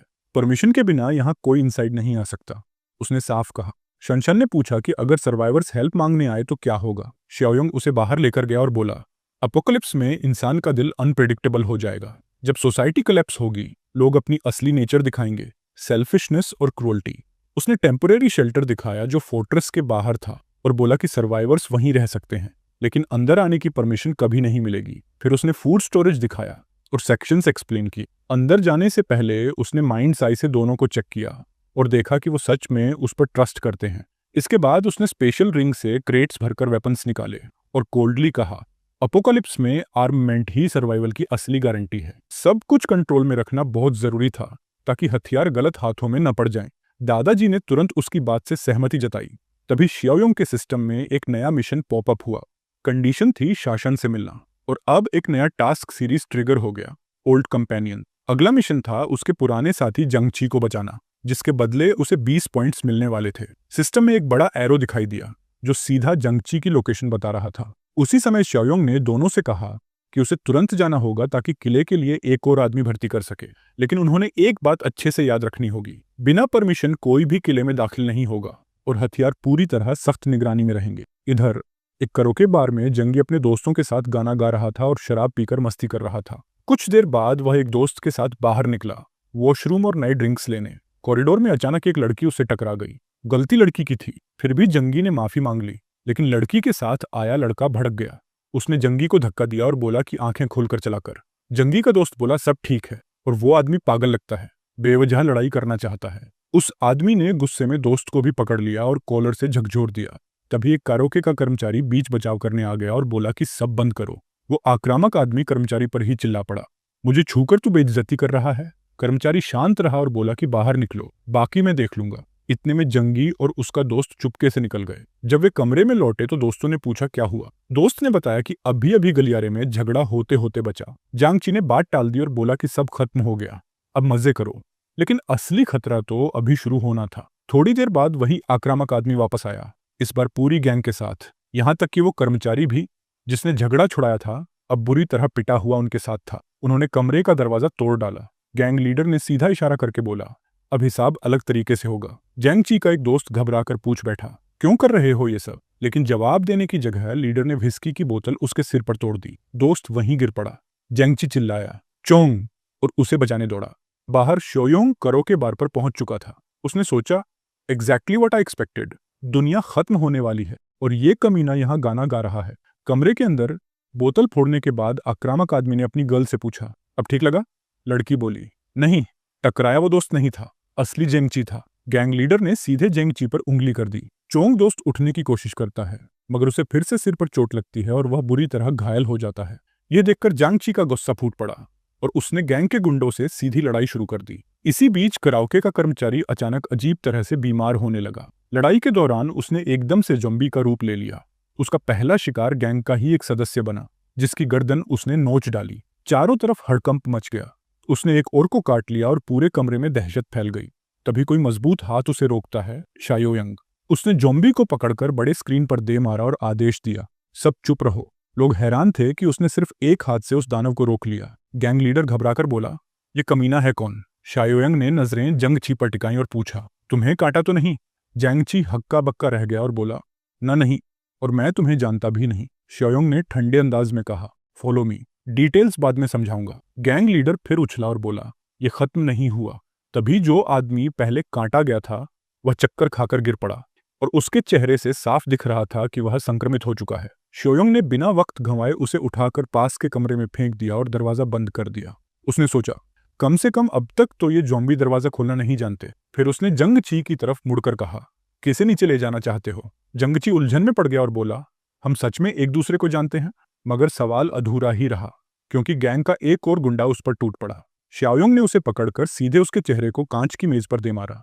एक और संक्रमित ने हमला किया, लेकिन शाओयांग ने उसे एक ही पंच में बेहाल कर दिया। बाकी लोग दहशत से जम गए। शाओयांग ने शांति से पूछा, और कोई रह गया लड़ने वाला? कोई आवाज नहीं आई। उसने जेंगची से कहा, हमें तुरंत निकलना होगा। बाहर निकलते वक्त शाओयांग ने गैंग को भी रोक दिया और बोला, तुमने मेरे दोस्त को मारने की कोशिश की थी। उसने गैंग लीडर को पकड़कर जबरदस्ती फिर उसी कमरे में बंद कर दिया जहां ज़ॉम्बी थे। बाहर से चीखें सुनाई देने लगीं। एक कर्मचारी दौड़कर आया और पूछा, क्या हो रहा है? शाओयांग ने सख्ती से कहा, दरवाजा मत खोलना, अंदर लोग रैबीज से संक्रमित हैं, पुलिस को बुलाओ। कर्मचारी डर गया, मगर बोला कि पुलिस कॉल करेगा। शाओयांग वहां से ग्रुप को लेकर तुरंत निकल गया। पीछे एक और कर्मचारी आया और पूछा, इतना क्या हुआ? पहले वाले ने कहा, अंदर लोग रैबीज से संक्रमित हैं। दोनों भागे और सिक्योरिटी रूम में जाकर कैमरे देखे। स्क्रीन पर जो नजारा दिखा उसे देखकर उनकी रूह कांप गई। अंदर ज़ॉम्बी एक दूसरे को नोच खा रहे थे। सिक्योरिटी हेड ने तुरंत पुलिस को बुलाने का आदेश दिया। इधर शाओयांग ग्रुप को लेकर काफी दूर जा चुका था। उसे पता था कि वो जगह अब बिल्कुल सुरक्षित नहीं है।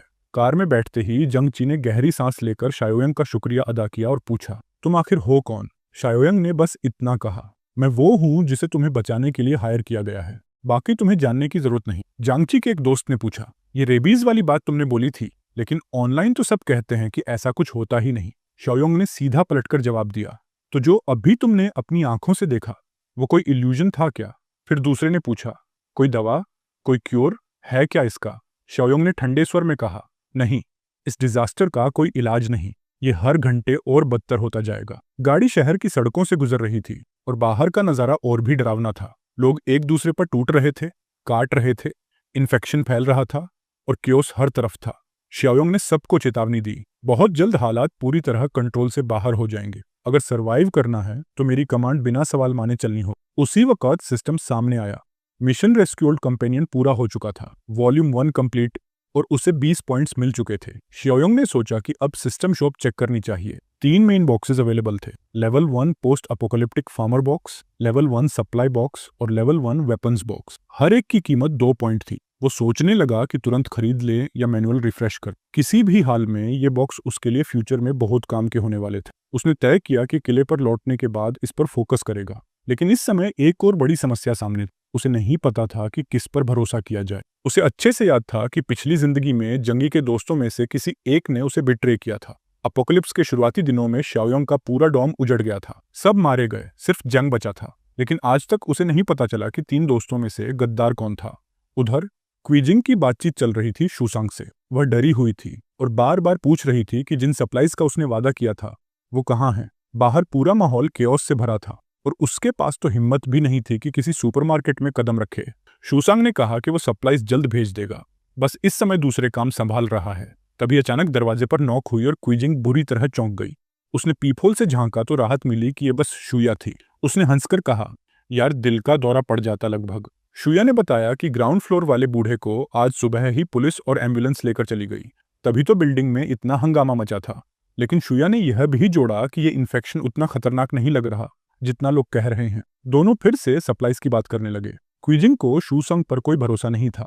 शुया ने कहा, मैंने पहले ही बोला था उस पर ट्रस्ट मत करना। और सुनो, शाओयोंग के पास इतना बड़ा फूड स्टॉकपाइल है कि पेंडेमिक में वो अकेला अमीर बन सकता है।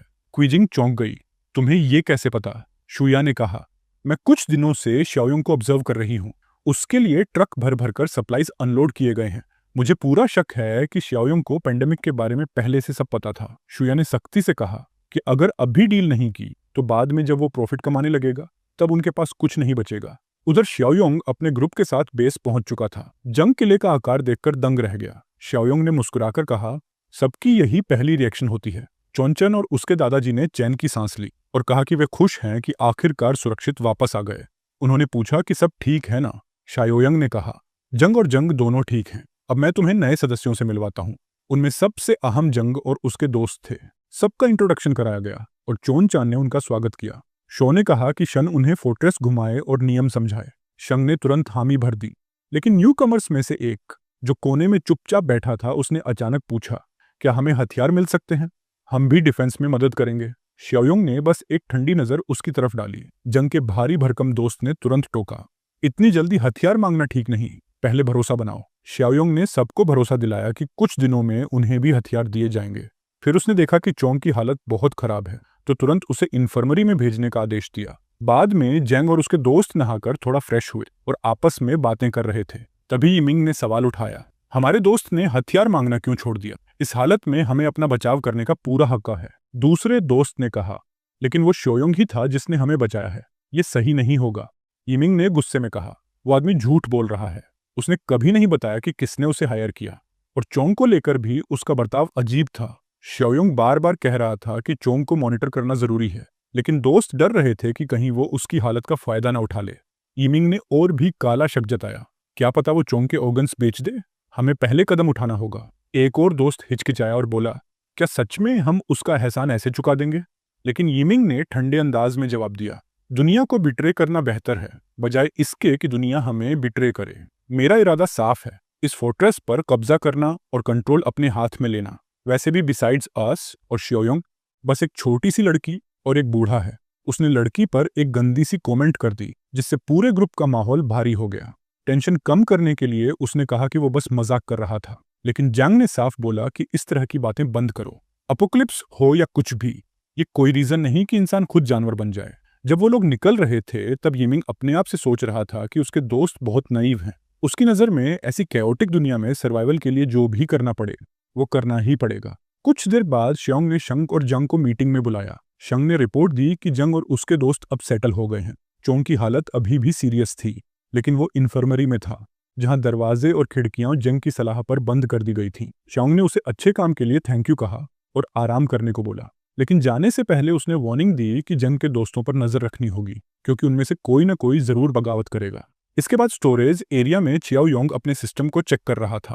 रिसोर्स वेस्ट नहीं करना चाहता था, इसलिए उसने 3 बॉक्स खरीदे, एक लेवल 1 एपोक्लिप्स फार्मर बॉक्स, एक लेवल 1 सप्लाईज बॉक्स और एक level 1 weapons box. Farmer box से उसे 50 कॉर्न सीड्स मिले। सप्लाईज बॉक्स से उसे 200 kilo sausage, 100 kilo preserved pork with vegetables और 50 बॉक्स नूडल्स मिले।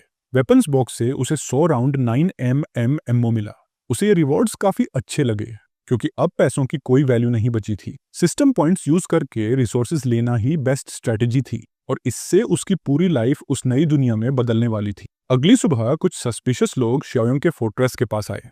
उनमें वही आदमी था जिससे उसका कुछ दिन पहले ट्रैफिक में झगड़ा हुआ था। वो अपने गैंग को लेकर फोर्ट्रेस गेट तोड़ने आया था, लेकिन लंबे समय तक हैमरिंग करने के बाद भी गेट नहीं टूटा क्योंकि वो सॉलिड स्टील का बना था।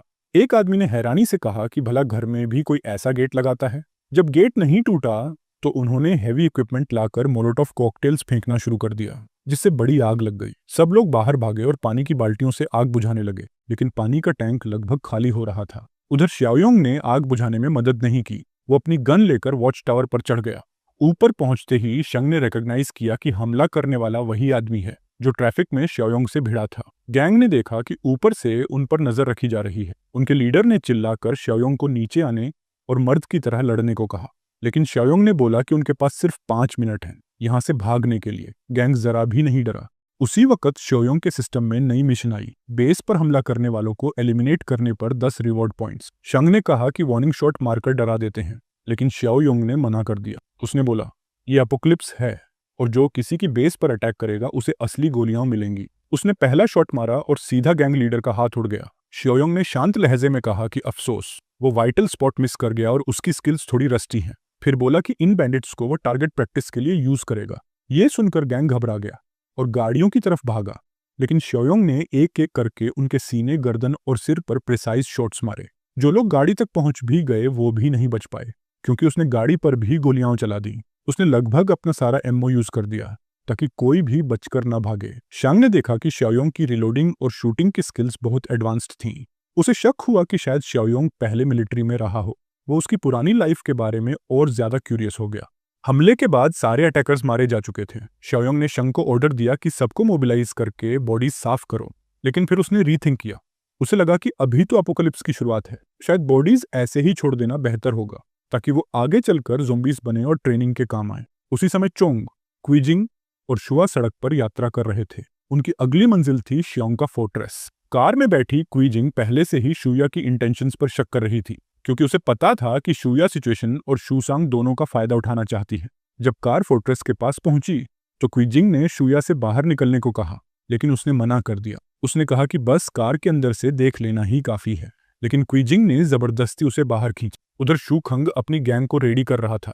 उनके पीछे वाली कार में हथियारों से लैस आदमी बैठे थे जो मारने को तैयार थे। शुया ने गुस्से में पूछा कि आखिर क्विजिंग उसे इस झमेले में क्यों खींच लाई।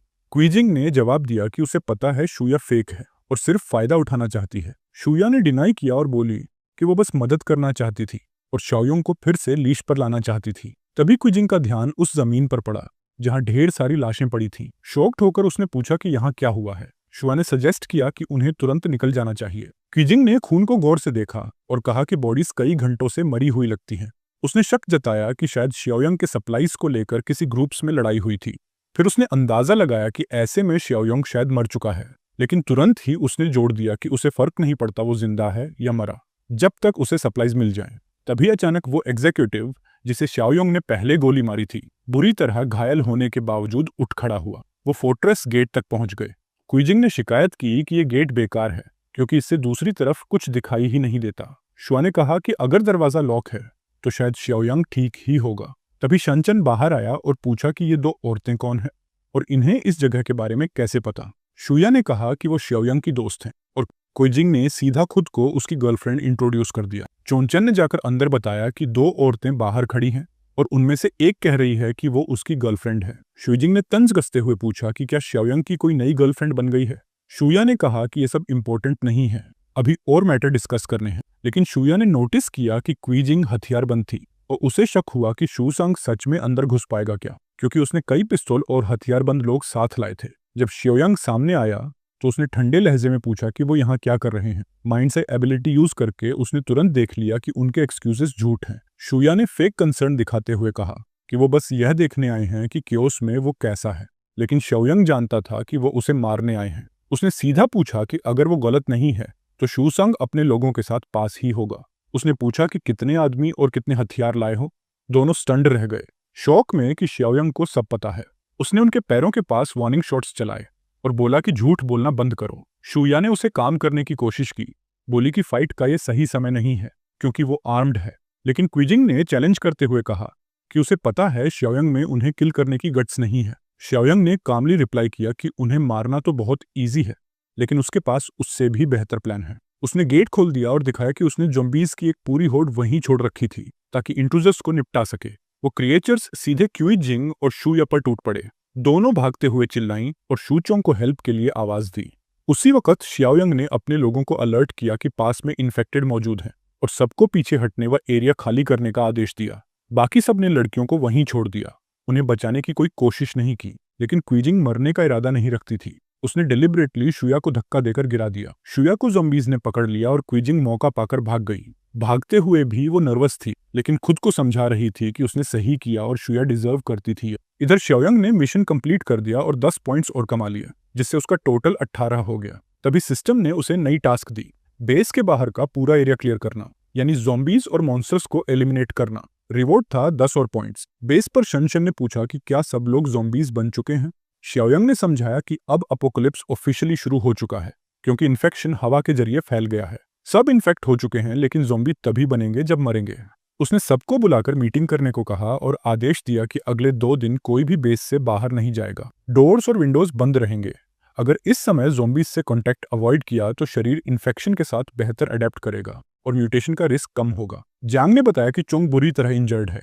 इन्फर्मरी में चोंग पहले से ही वायरस से अफेक्ट होकर म्यूटेशन की प्रोसेस में था। शहर के सेंटर में कियोस फैल चुका था, न सिर्फ ज़ॉम्बीज की वजह से बल्कि लोगों की वजह से भी। जांगा अपनी विंडो से सब देख रहा था और खुद से कह रहा था कि सब कुछ पूरी तरह खत्म हो चुका है।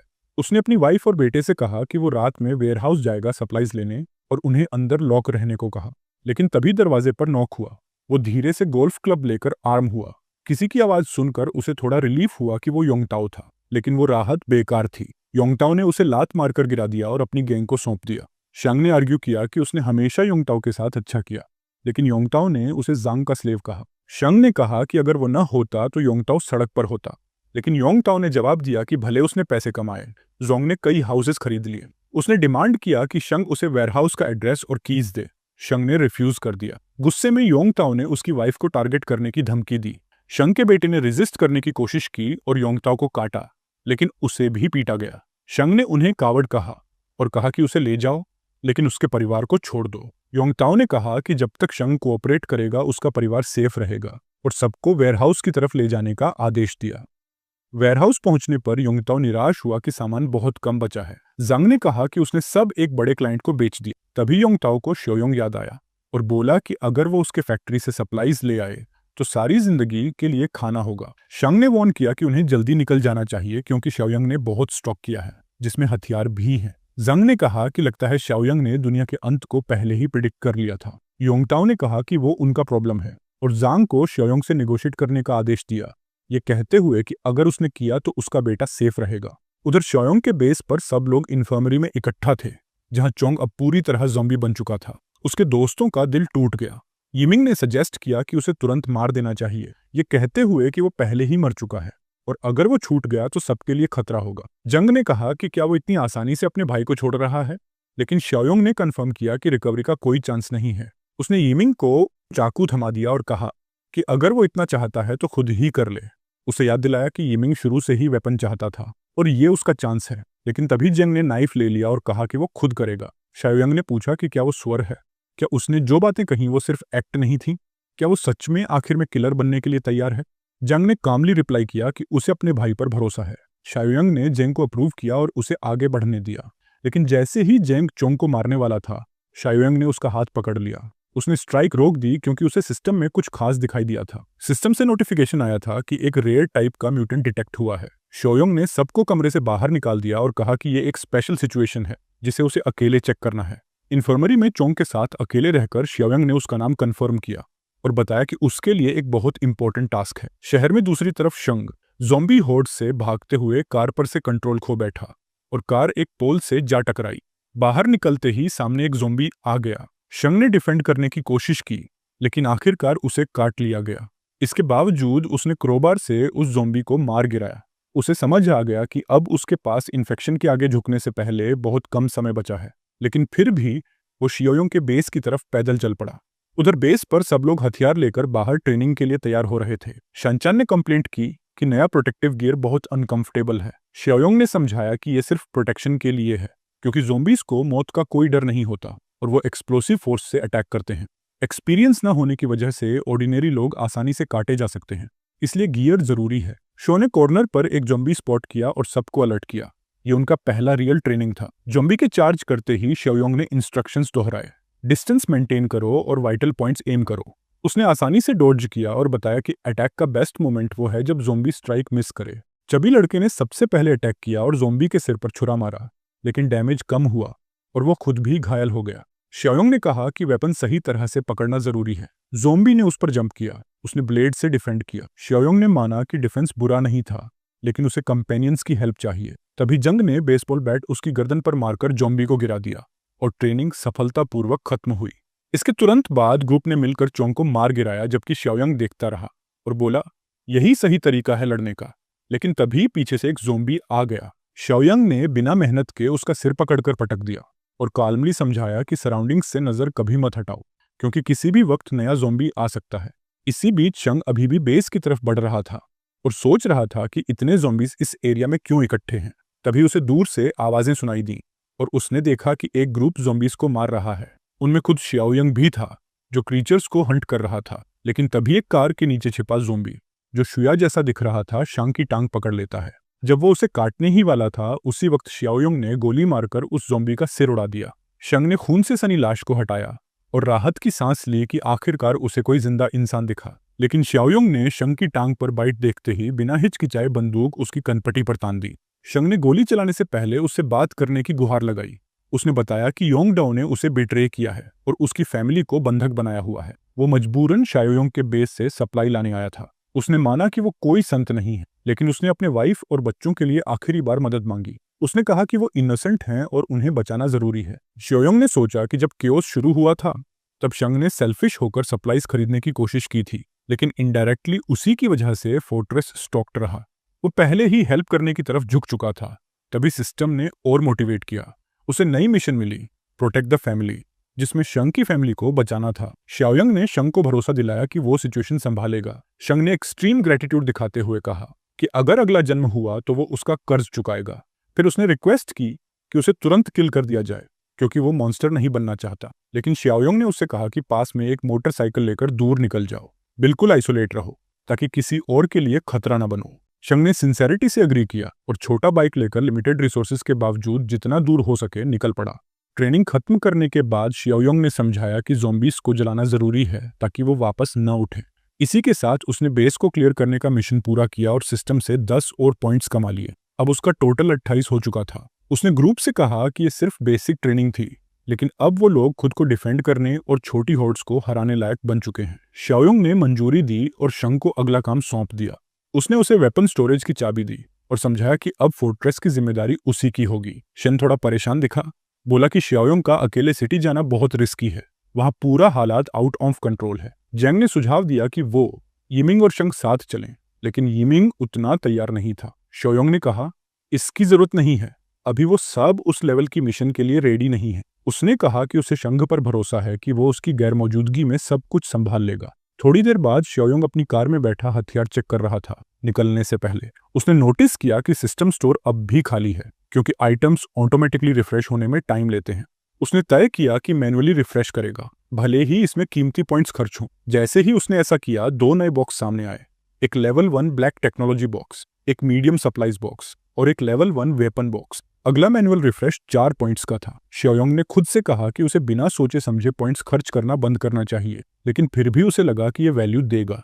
उसने सबसे पहले ब्लैक टेक्नोलॉजी बॉक्स खरीदा, जिसकी कीमत थी 20 पॉइंट्स। अब उसके पास सिर्फ 6 बचे। अचानक एक तेज लाइट चमकी और सामने आया फिजिकल स्ट्रेंथिंग पोशन +5। शाओयांग खुश होकर हंसा और बिना देर किए उसने उसे इस्तेमाल कर लिया। उसकी स्ट्रेंथ अब बढ़कर 13 पॉइंट्स हो गई, जो एक नॉर्मल इंसान की ताकत का लगभग 260% था। इधर शांग के घर पर उसका परिवार अब भी बंधक था। योंगडाओ उस रूम में लौटा जहां वो सब बंद थे। उसके कुछ आदमी औरत पर हमला करने लगे, उसे जमीन पर फेंक दिया और उसके कपड़े फाड़ने लगे। किसी ने चिढ़कर कहा कि यह सारा शोर बहुत डिस्गस्टिंग है, लेकिन दूसरा बोला कि ऐसा पहली बार नहीं हो रहा।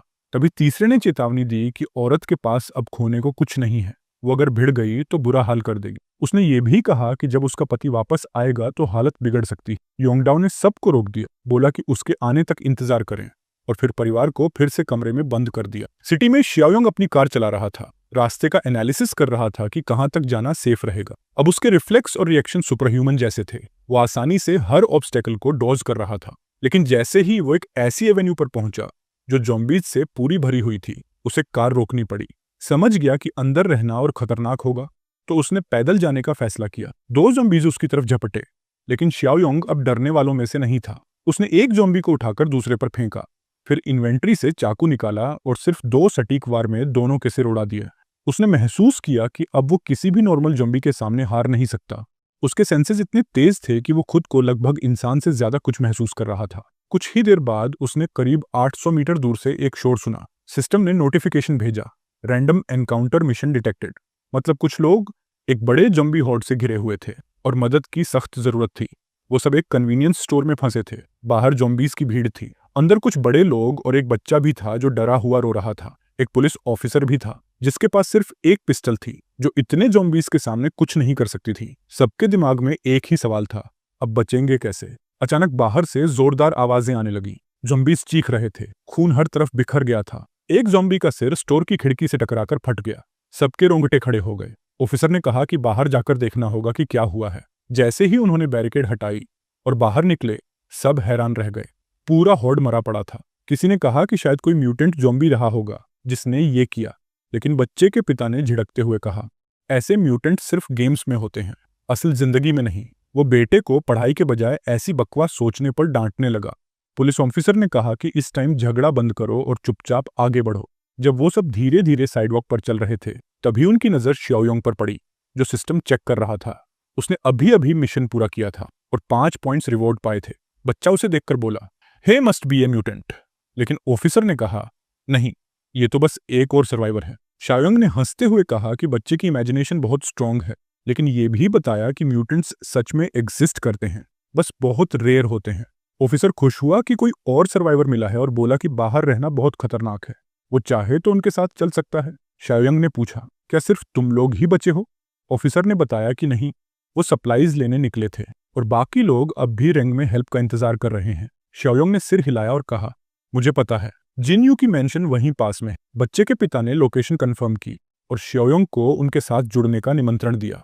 उसने समझाया कि उनके कप्तान के पास हथियार है और अगर सब साथ रहेंगे तो ज्यादा सेफ्टी रहेगी। शायोंग ने खुद को बस एक कमजोर निर्दोष सर्वाइवर की तरह दिखाया और उनकी मेहमान नवाजी के लिए दिल से शुक्रिया कहा। सब धीरे धीरे सावधानी से रंगक्षिंग गार्डन की ओर बढ़ने लगे। रास्ते में बच्चे के पिता ने पूछा कि शायोंग का जिन्यू की मेंशन के पास क्या काम है?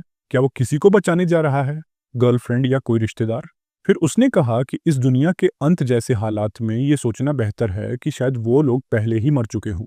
ऑफिसर ने हामी भरी और कहा कि अब अपोकलिप्स में सिर्फ ज़ॉम्बीज़ ही दुश्मन नहीं हैं, बल्कि इंसान भी हैं, निर्दयी और भ्रष्ट। उसने बताया कि इस इलाके में एक खतरनाक ग्रुप है जिसका बेस माउंटेन विलेज में है। वो लोग दूसरों को मारकर खुद जिंदा रहते हैं। उसने कहा कि उसके कुछ साथी भी उन्हीं के हाथों मारे गए थे, पर बोला कि इस बारे में बाद में और बात करेंगे। तभी बीच बातचीत में बच्चे ने चीख कर कहा, पीछे ज़ॉम्बी। ऑफिसर ने फौरन पलटकर देखा और वक्त रहते गोली मार दी। ज़ॉम्बी का सिर उड़ गया, मगर उस एक आवाज ने पूरे हॉर्ड को आकर्षित कर लिया। अब चारों तरफ से ज़ॉम्बीज़ उमड़ पड़े। ऑफिसर ने शांत रहने की कोशिश की और किसी सुरक्षित जगह की तलाश करने लगा। तभी उसने एक बस देखी और चिल्लाया, रन टू द बस। शायोंग ने मन ही मन सोचा कि ये आदमी डिसीजन लेने में अच्छा है, बस उस सिचुएशन में अच्छी कवर थी, लेकिन अगर वो पलट गई तो सब खत्म। उसने ऑफिसर के डिसीजन को 10 में से 7 नंबर दिए। शायोंग आखिरी में बस में दाखिल हुआ और ठीक वक्त पर दरवाजा बंद किया। बाहर ज़ॉम्बीज़ बस पर जोर जोर से टकराने लगे, उसे गिराने की कोशिश करते हुए। ऑफिसर दरवाजा रोकने की कोशिश कर रहा था, लेकिन अब उसके हाथों में दम नहीं बचा था। तभी शायोंग उठा और एक ही हाथ से दरवाजा बंद किया। सीधे एक ज़ॉम्बी के चेहरे पर उसका जबड़ा कुचल गया। ऑफिसर हैरान रह गया, इतनी ताकत आई कहां से? शायोंग ने कहा कि वो दरवाजा संभाल रहा है, लेकिन सबको चेताया कि हॉर्ड से छुटकारा पाने के लिए खिड़कियां तोड़नी होंगी और ऊपर से लड़ना होगा। सबने मिलकर खिड़कियां तोड़ी और ऊपर से ज़ॉम्बीज़ के सिर पर हथियार घोंपने लगे। ऑफिसर की पिस्टल की गोलियां खत्म होने लगी और उसकी टेंशन बढ़ गई। शायोंग ने बड़ी आसानी से अपनी इन्वेंट्री से एक क्रॉसबो निकाला और उसे थमाते हुए कहा, use this, it's better. Officer चौंक गया, पूछा, इतना हथियार कहां से मिला? शायोंग मुस्कुराया, बोला, कहीं पड़ा था, ऐसे मौके के लिए बचा रखा था। ऑफिसर ने क्रॉसबो उठाया और ज़ॉम्बीज़ को सटीक तरीके से खत्म करने लगा। कुछ देर में उन्होंने हॉर्ड का खतरा काफी हद तक कम कर दिया और बस से बाहर निकल आए। बच्चा खुशी से चिल्लाया, हम जीत रहे हैं, 2 बार बच चुके हैं, हम लोग डेस्टिन्ड हैं जिंदा रहने के लिए। शायोंग हल्का सा मुस्कुराया, मगर बोला कि अब भी हालात पूरी तरह कंट्रोल में नहीं है। उसने सबको सावधान रहने की सलाह दी। मन ही मन वो अपनी बेस के बारे में सोचने लगा, उम्मीद कर रहा था कि वहां सब ठीक हो। उधर बेस पर यिमिंग ने कहा कि वो रात में गार्ड ड्यूटी करेगा। उसका एक दोस्त ताना मारते हुए बोला, वाह, अब जाकर कुछ करने का मन हुआ? यिमिंग चिढ़ गया और बोला, मैं हमेशा करता हूं, तू अपने काम से काम रख। दूसरे साथी ने कहा कि यिमिंग आजकल कुछ ज्यादा ही अजीब बर्ताव कर रहा है। शंग ने व्यंग्य में कहा, अगर इतना दम है तो आज रात अकेले पेट्रोलिंग कर ले। रात में यिमिंग वॉच टावर पर चढ़ गया। उसने चारों ओर देखा और खुद से बड़बड़ाया, सब सो रहे हैं, मुझे टाइम वेस्ट नहीं करना चाहिए। वो स्टोरेज रूम की चाबी लेने की कोशिश करने लगा, लेकिन शन की नींद खुल गई। यिमिंग ने फौरन रिएक्ट किया, शन के चेहरे पर मुक्का मारा और चाबी लेकर भाग गया। आवाज सुनकर सब जाग गए। जैंग ने पूछा क्या हुआ, तो शेंग ने बताया यिमिंग ने वेपन स्टोरेज की चाबी चुरा ली है। सब उसके पीछे भागे। भागते भागते यिमिंग इन्फर्मरी में पहुंचा और चोंग को आजाद करने की कोशिश की, पर जब उसने देखा कि चोंग का एक हाथ पहले से खुला हुआ था तो हैरान रह गया। सोचने लगा किसी ने पहले से ही उसे ढीला क्यों छोड़ा। फिर मुस्कुराया, बोला परफेक्ट, अब यही काम आएगा। जब बाकी लोग वहां पहुंचे तो देखा कि यिमिंग ने चोंग को छोड़ दिया है। शिंग ने घबराकर कहा, वो बच्चा, वो अब मॉन्स्टर बन गया है। शनशान ने कहा कि अब यिमिंग के पास सारे हथियार होंगे, लेकिन शेन ने सबको याद दिलाया कि शाओयोंग का दिया हुआ प्लान याद रखो। उसने कहा कि किसी को भी कांटे जाने से बचना। सबने मिलकर चोंग को फिर से काबू में किया, इन्फर्मरी में फेंका और दरवाजा लॉक कर दिया। अजीब बात यह थी कि चोंग ने कोई रिएक्शन नहीं दिया। वो बहुत शांत था, जैसे किसी ट्रांस में हो। शाओयोंग को यह गड़बड़ लगी। वो सोचने लगा कि आखिर उसने किसी पर हमला क्यों नहीं किया। शेन ने कहा कि तब तक शायद यिमिंग अब तक पूरी तरह हथियार बंद हो चुका होगा। कुछ देर बाद यिमिंग सामने आया, हाथ में एक सब मशीन गन लेकर। उसने कहा, यह गन तो कबाड़ है, क्योंकि गोदाम में बस यही बची थी। और फिर ठंडी हंसी के साथ बोला, शाओयोंग, तुम सबको शुरू से ही बेवकूफ बना रहे थे। भले ही वो घटिया सी गन थी, लेकिन यिमिंग ने सबको अपने अपने रूम में लौट जाने का ऑर्डर दे दिया। जांग ने गुस्से में पूछा कि अब वो करने क्या वाला है।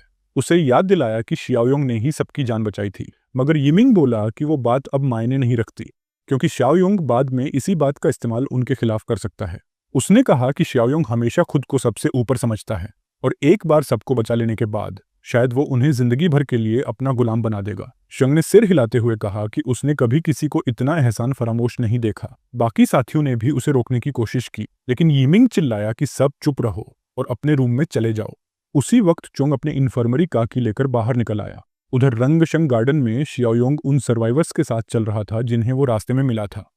पुलिस वाला जो उन्हें लीड कर रहा था, उसने बताया कि बस एक और क्रॉसिंग और फिर राउंड अबाउट पार करने के बाद जिन्यूस मेंशन आ जाएगा। उसने ये भी बताया कि उस रेसिडेंशियल एरिया का लेआउट किसी भूल भुलैया की तरह है, जहां ज़ॉम्बीज कभी भी छिपकर अटैक कर सकते हैं। उसने शाओयोंग को सावधान रहने को कहा और बताया कि अगर वो लौटना चाहे तो वो सब लोग रंगशन गार्डन के बिल्डिंग नंबर 8 में रहेंगे। शाओयोंग ने शुक्रिया कहा। एक आदमी ने पूछा कि क्या उसे सच में अकेले जाने देना ठीक है। आखिर उसने ज़ॉम्बीज को मारकर उनकी बहुत मदद की थी। पुलिस वाले ने कहा कि उन्हें मेंशन के अंदर की हालत पता नहीं, और अगर सब लोग अंदर गए और होर्ड ने घेर लिया तो वहीं मर जाएंगे। उसने कहा कि उनका काम यहीं तक था। अब शाओयोंग अपने मन से जा रहा है। जीनियस मेंशन के बाहर एक विशाल ज़ॉम्बी होर्ड था। योंगताओ ने कहा कि बिना सिग्नल के वो शंग से कांटेक्ट नहीं कर पा रहा। पता नहीं टास्क पूरा हुआ या नहीं। गंजा आदमी बोला कि उसे कुछ फर्क नहीं पड़ता, आज रात वो अपना सारा गुस्सा निकाल कर रहेगा, वरना नींद नहीं आएगी। कुछ ने मजाक में कहा कि शायद शंग अब मर चुका होगा और इस बार वो उस औरत को बिना पछतावे के एंजॉय करेंगे। सुनहरे बालों वाला आदमी बोला कि बाद में पछताना मत, लेकिन बात करते करते उसने देखा कि नीचे के सारे ज़ॉम्बीज किसी ने अभी अभी मारे हैं। वो सीढ़ियों की तरफ बढ़ा यह सोचकर कि शायद कोई और ग्रुप पहुंच गया। अगले ही पल उसकी गर्दन एक झटके में कटकर नीचे गिर पड़ी। रूम के अंदर वो औरत और उसका बेटा अपने सबसे बुरे पल झेल रहे थे। बच्चे को कोने में फेंक दिया गया और दरवाजा बंद कर दिया गया। तभी उसने देखा कि एक आदमी का सिर कटकर जमीन पर गिरा हुआ है। शाओयोंग दरवाजे पर खड़ा था, बिल्कुल शांत चेहरे से पूछता हुआ, क्या तुम शंग के बेटे हो? उसी वक्त अंदर कमरे में वो औरत कुछ राक्षस जैसे मर्दों के बीच पिट रही थी। तभी दरवाजा जोरदार लात से खुला और जो भी सामने आया उसका सिर तुरंत उड़ गया। बाकी लोग सन्न रह गए। यंगता दीवार पर पटक दिया गया और गंजे आदमी ने डरते हुए पूछा, कौन हो तुम? जवाब में उसे सीधे चेहरे पर एक किक पड़ी। उधर बेस पर यिमिंग अब भी सबको अपने रूम्स में भेज रहा था। शिंग ने शनशन से कहा कि फिलहाल यिमिंग की बात मान लो, उसके पास हथियार है।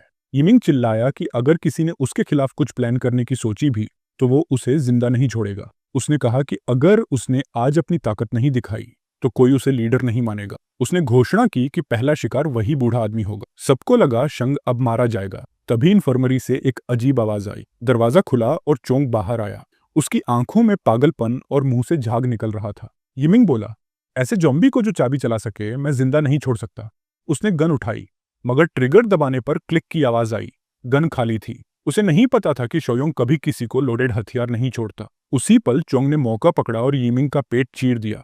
उसके मरने के बाद चोंग ने उसका शरीर घसीटकर इन्फर्मरी में फेंक दिया। सबको हैरानी हुई कि उसने और किसी पर अटैक क्यों नहीं किया। चोंग ने दरवाजा बंद किया, चाबी फेंकी और अंदर अकेला बैठ गया। इधर शाओयोंग ने योंगदाओ और उसके गुंडों को पकड़ लिया था। उसने उस छोटे बच्चे को बुलाया।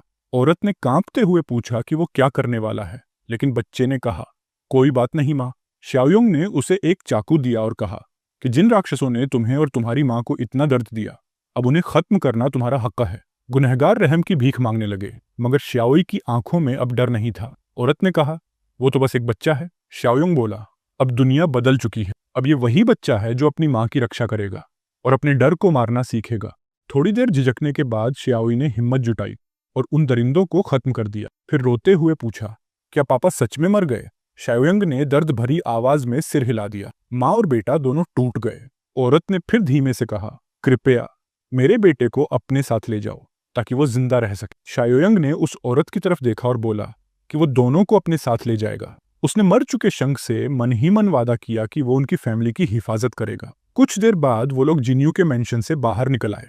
रास्ते में श्याओई ने पूछा कि रास्ते में जितने भी ज़ॉम्बीज़ पड़े हैं उन्हें किसने मारा।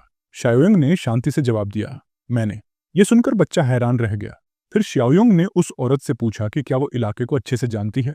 उसने कहा कि हाँ, उसे यहाँ के हर मोड़ का पता है, जिससे ग्रुप को काफी मदद मिलेगी। उधर शहर के दूसरे छोर पर कुछ क्रिमिनल्स रांगशन गार्डन की बिल्डिंग नंबर 8 में घुसने की कोशिश कर रहे थे। अंदर मौजूद टीम के पास इतने अच्छे हथियार नहीं थे कि वो बैंडिट्स का मुकाबला कर सके। बिल्डिंग में मौजूद पुलिस वाले ने सबको चेताया कि उन गुंडों की मीठी बातों पर भरोसा मत करना। वो चाहे कितनी भी विनम्रता से बात करें, लेकिन अगर दरवाजा खोला तो सब मर जाएंगे। कुछ लोगों ने कहा कि शायद दया की भीख मांगने से जान बच जाए, लेकिन एक डरी हुई औरत बोली कि वो मरना पसंद करेगी, पर उन जानवरों के हाथ नहीं लगना चाहती। पुलिस वाले ने सबको कहा कि उन्हें किसी भी हाल में रेजिस्ट करना होगा और सीढ़ियां पकड़कर रखना उनका सबसे बड़ा एडवांटेज है, क्योंकि वहीं से घुसने का सिर्फ एक रास्ता है। बाहर एक क्रिमिनल ने अपने लीडर से कहा कि अंदर वाले लोग हथियारबंद हैं और वो पुलिस वाला बहुत एक्सपीरियंस्ड है, लेकिन उनके लीडर ने कहा कि फ्रंट से हमला नहीं करेंगे, बल्कि बिल्डिंग की बिजली और पानी काट देंगे ताकि अंदर वाले खुद भूख प्यास से हार मान लें। मगर श्याओयुंग पहले से ही AK-47 लेकर तैयार बैठा था। श्याओई ने जिज्ञासा से पूछा, क्या वो लोग बुरे हैं? शाओयुंग ने ठंडे स्वर में कहा, वो वही लोग हैं जिन्होंने तुम्हें और तुम्हारी माँ को चोट पहुंचाई थी। उधर बिल्डिंग में पुलिस वाले ने धीरे धीरे खिड़की के पास जाकर बाहर झांका। तभी गोलियों की आवाज आई। पहले लगा कि उन पर हमला हुआ है, लेकिन जल्दी ही समझ आया कि गोलियां बाहर के क्रिमिनल्स पर चल रही हैं। उसने देखा श्याओयुंग सड़कों पर खड़े उन गुंडों को बिना हिचकिचाए काट रहा था, जैसे किसी मशीन से गोलियां बरस रही हों। जो कुछ बचे थे उन्होंने पिस्टल से जवाब देने की कोशिश की, मगर उनके सारे शॉट्स मिस हो गए। क्रिमिनल्स का लीडर श्याओयुंग की हिंसा देखकर डर गया। उसने अपने साथी को ऑर्डर दिया कि उस पागल को गोली मारो, लेकिन जैसे ही वो खड़ा हुआ, श्याओयुंग ने तेजी से साइड लिया, उसकी पिस्तौल पकड़कर गर्दन पर रखी और ट्रिगर दबा दिया। सब खत्म। सारे दुश्मनों को खत्म करने के बाद श्याओयुंग बिल्डिंग नंबर 8 में दाखिल हुआ। अंदर के लोग डर के मारे हथियार उठाकर खड़े थे, ये सोचकर कि शायद कोई और गुंडा है। लेकिन जब उन्होंने श्याओयुंग को पहचाना तो सबकी जान में जान आई। पुलिस वाले ने राहत की सांस लेते हुए कहा, तुमने तो कमाल कर दिया। श्याओयुंग ने उन्हें बताया कि अब बाहर आना सेफ है। उसी वक्त सिस्टम से उसे नया मिशन मिला, रंगशांग गार्डन के 5 सर्वाइवर्स को रिक्रूट करना। इसके बदले उसे 25 पॉइंट्स मिलते। उसने पूछा कि वो लोग कौन हैं। पुलिस वाले ने बताया कि वो बाकिशन नाम के खतरनाक गैंग के लोग हैं, जो शहर के साउथ हिस्से पर कब्जा किए हुए हैं। श्याओयुंग ने पूछा कि वहां तक जाने का रास्ता कौन जानता है। एक आदमी ने कहा कि वो लोग बहुत हैवी वेपन से लैस हैं और उनके पास ढेरों रिसोर्सेज हैं। दूसरे ने बताया कि उन्होंने पूरे गांव को बंधक बना रखा है। श्याओयुंग कुछ देर के लिए सोच में पड़ गया। उसे अपनी पिछली जिंदगी याद आई। शूशेंग और क्यूईजिंग का बेस भी साउथ में था। शायद यही गैंग उस समय उसके बेस पर हमला कर चुकी थी। उसने पूछा कि क्या बाकिशन वाले पहले से वहां रहते थे। आदमी ने कहा नहीं, उन्होंने बाकी सबको मारकर जगह हथिया ली थी, जिससे पता चलता है कि वो कितने क्रूर हैं। श्याओयुंग ने तय किया कि अब उससे निपटना जरूरी है। उसने पुलिस वालों से कहा कि मरे हुए गुंडों की बॉडीज चेक करो, जितना एमओ मिले निकालो। उसने कहा कि जो AK-47 मिले वो अपने पास रख लो, क्योंकि जल्द ही बाकिशन अपने लोगों की मौत का बदला लेने जरूर आएंगे। उसने बताया कि शायद 10 और आदमी भेजे जाएंगे, इसलिए बिल्डिंग को कुछ दिन और डिफेंड करना पड़ेगा, जब तक वो बाकी हिसाब नहीं निपटा देता। किसी ने कहा कि वो अकेले ऐसा नहीं कर पाएगा, मर जाएगा। पुलिस वाले ने भी हामी भरी। ये बहुत रिस्की है और यहाँ ज्यादा देर रहना भी सेफ नहीं। लेकिन शाओयुंग ने शांत स्वर में कहा, इसकी चिंता मत करो, ये मेरे और बाकिशान के बीच का पर्सनल मामला है। उसने वादा किया कि वो सबको ईस्ट की तरफ अपने फोर्ट्रेस में लेकर जाएगा और तब तक सबको सतर्क रहने को कहा। उधर बाकिशन बेस पर दीवारों पर लटके ज़ॉम्बी शव किसी भयानक सजावट जैसे लग रहे थे। अंदर एक बड़ी टेबल के चारों ओर मीटिंग चल रही थी, जिसमें शूसंग भी मौजूद था। एक चश्माधारी आदमी शेफलिन चाचिक ने पूछा, शुआंग, सप्लाई का प्रॉब्लम सॉल्व हुआ या नहीं? शुआंग ने जवाब दिया कि उसने कुछ लोगों को भेजा है, वो जल्द लौट आएंगे। तभी काइजी नाम के मेंबर ने कहा कि उनके बहुत से साथी अब मेंशन में रह रहे हैं और वो सिर्फ एंटरटेनमेंट डिस्ट्रिक्ट लूट कर नहीं जी सकता। शुआंग ने कहा कि उसने सब अरेंज कर लिया है और उसके लोग सब कुछ लेकर लौटेंगे। लिन ने तंज मारा, अब तक तुम्हारा एक ही काम था और वो भी पूरा नहीं हुआ। शुआंग ने गुस्सा रोकते हुए कहा, इस बार सब ठीक रहेगा। कुछ देर बाद शूशेंग ने पूछा कि उसके लोग अब तक लौटे क्यों नहीं। किसी ने बताया कि 1 घंटे पहले रीइंफोर्समेंट भेजा था, पर वो भी नहीं लौटा। सब मारे गए। शूशेंग दंग रह गया। आम सिविलियंस ने हमारे हथियारबंद लोगों को कैसे खत्म कर दिया। गुस्से में उसने ऑर्डर दिया कि अब की बार पूरा गैंग तैयार हो जाए। उधर शाओयोंग अपने बेस की तरफ लौट रहा था। शान शान ने कार की आवाज सुनी और दौड़कर बाहर आई। शाओयोंग ने मिशन पूरा किया, जिम्मेदारी ली और सिस्टम से 25 और पॉइंट्स पाए। अब उसके पास कुल 36 पॉइंट्स थे। शानशान ने चैन की सांस ली कि वो जिंदा लौट आया। शाओयोंग ने कहा कि उसे यिमिंग ने ही बचाया था। शान शान चौंक गई। क्या तुम्हें पहले से पता था? शाओयोंग ने बस इतना कहा, जंग, शान शान और उसके बेटे को इन्फर्मरी ले जाओ। बाद में किसी ने पूछा, क्या तुम्हें सच में पता था कि यिमिंग गद्दार था? शाओयोंग ने कहा, पक्का नहीं था, पर शक था, इसलिए मैंने डिब्बों में सिर्फ नकली हथियार छोड़े थे ताकि कोई और नुकसान न हो। तभी शांग ने गंभीर चेहरे से कहा, हमें एक और बड़ी दिक्कत है। चोंग का बिहेवियर कुछ ठीक नहीं लग रहा। शाओयोंग ने कहा कि उसे पहले से पता था कि चोंग कोई आम ज़ॉम्बी नहीं था, बल्कि एक स्पेशल म्यूटेंट ज़ॉम्बी था जो बेहद रेयर होते हैं। जब वो इन्फर्मरी में दाखिल हुआ तो उसने चोंग से पूछा कि क्या वो उसकी बात समझ सकता है। उसने कहा, अगर समझ रहा है तो 3 बार पलक झपका, और चोंग ने वैसा ही किया। शाओयोंग ने फिर समझाना शुरू किया कि अपोकलिप्स के बाद कुछ इन्फेक्टेड लोग म्यूटेशन से गुजरे थे। ये रेयर म्यूटेंट्स आम ज़ॉम्बीज से कहीं ज्यादा इंटेलिजेंट होते हैं। उनके अंदर नॉर्मल ज़ॉम्बीज से ज्यादा पोटेंशियल होता है और उनमें अपने पुराने यादों के कुछ हिस्से बच जाते हैं। उसने कहा कि वो लोग बेहद लकी हैं कि चोंग उन्हीं रेयर टाइप्स में से एक है। चलते वक्त चोंग ने जानबूझकर यिमिंग के सिर पर पैर रखा और अपने साथियों की ओर देखकर एक छोटी सी शरारती मुस्कान दी, जैसे मजाक में हाथ हिला रहा हो। शाओयोंग ने सोचा अब और देरी की जरूरत नहीं है और उसने आदेश दिया कि यिमिंग का काम तमाम कर दो। चोंग ने यिमिंग की लाश खींचकर बाहर फेंक दी। जंग ने पूछा कि क्या चोंग उसे अब भी याद करता है। चोंग ने एक पल उसे देखा, फिर उसका बैग पकड़ने का नाटक किया। जंग ने झुंझलाकर कहा, तू अब भी वही हरामी है, मरकर भी हाथ नहीं रोक सकता। साफ था कि चोंग जानबूझकर उसे चिढ़ा रहा था। बाद में शाओयोंग ने अपना सिस्टम चेक किया। उसे म्यूटेंट कंपेनियन हासिल करने के लिए नया अचीवमेंट मिला था। 10 पॉइंट्स और जुड़ गए, जिससे उसका टोटल 40 हो गया। सिस्टम स्टोर में अब 3 चीजें थीं, level 1 medical box, level 1 weapons box और लेवल 2 हाईटेक बॉक्स, जिसकी कीमत 50 पॉइंट्स थी। शाओयोंग ने नोटिस किया कि यह पहली बार था जब उसने लेवल 2 बॉक्स देखा था, लेकिन दाम देखकर बोला, थोड़ा महंगा है। उसने पहले बाकी दोनों बॉक्स खरीदे और लेवल 2 वाला बाद के लिए छोड़ दिया। खरीदने के बाद उसके पास 36 पॉइंट्स बचे। पहले बॉक्स में उसे मिला एक इंटरडिमेंशनल इन्फेक्शन ब्लॉकर, जो किसी इन्फेक्शन को रोक सकता था या शुरुआती स्टेज में खत्म कर सकता था, चाहे व्यक्ति पहले से कंटेमिनेटेड क्यों ना हो, लेकिन पूरी म्यूटेशन को रिवर्स नहीं कर सकता था। दूसरे बॉक्स में उसे मिली स्नाइपर राइफल और काफी गोला बारूद। उसने सोचा कि ये दोनों बॉक्स काफी काम के हैं। अब वो फ्यूचर में किसी को ज़ॉम्बी बनने से लिटरली रोक सकता है। फिर उसने अपना अगला मिशन देखा। अगर वो रांगशंग गार्डन के सर्वाइवर्स को रिक्रूट कर लेता तो 25 पॉइंट्स और मिलते। उसने तय किया कि लेवल 2 वाला बॉक्स बाद में खोलेगा और मिशन अगले दिन शुरू करेगा।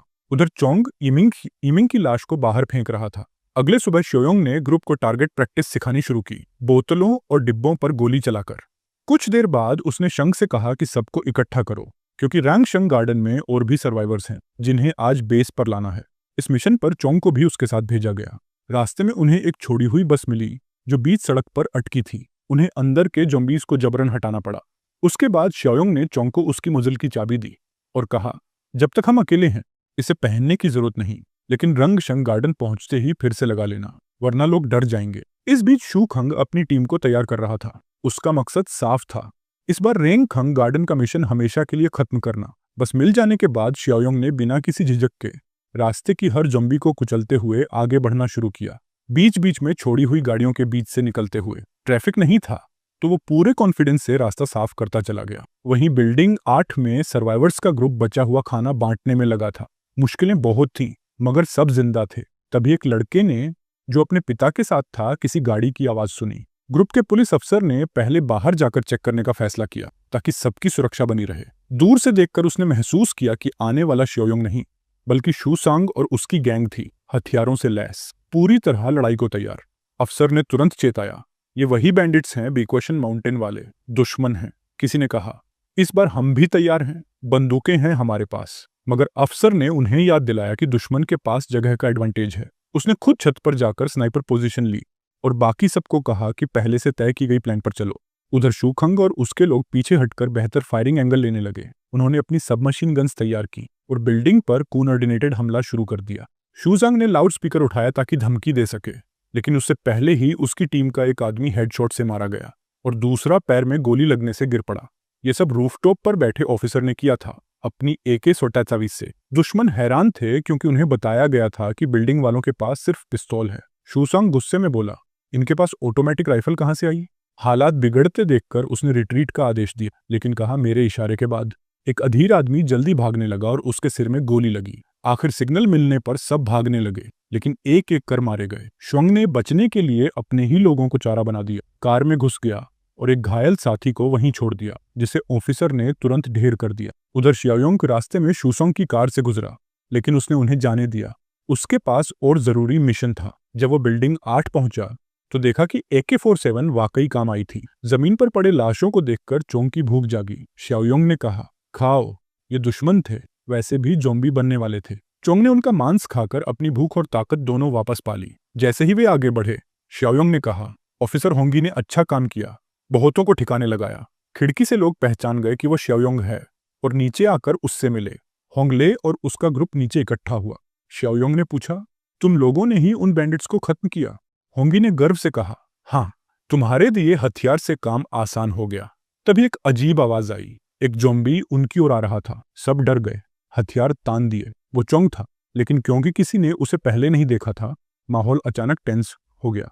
शियाओयोंग ने सबको शांत किया और बताया कि चोंग उसके साथ है। फिर भी होंगी को थोड़ा अजीब लगा कि वो एक ज़ॉम्बी को अपने साथी के रूप में रखता है। शियाओयोंग ने समझाया कि चोंग कोई आम ज़ॉम्बी नहीं है और रास्ते में वो सब कुछ डिटेल में बताएगा।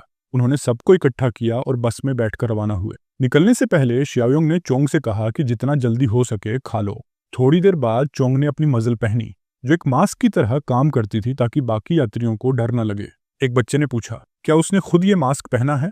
शियाओयोंग ने मुस्कुराते हुए चेतावनी दी, ऐसे सवाल उससे सामने मत पूछना, वो जल्दी ऑफेंड हो जाता है और फिर कुछ भी कर सकता है। जब चोंग बस में चढ़ा तो उसकी भारी देह से पूरी गाड़ी हिल गई।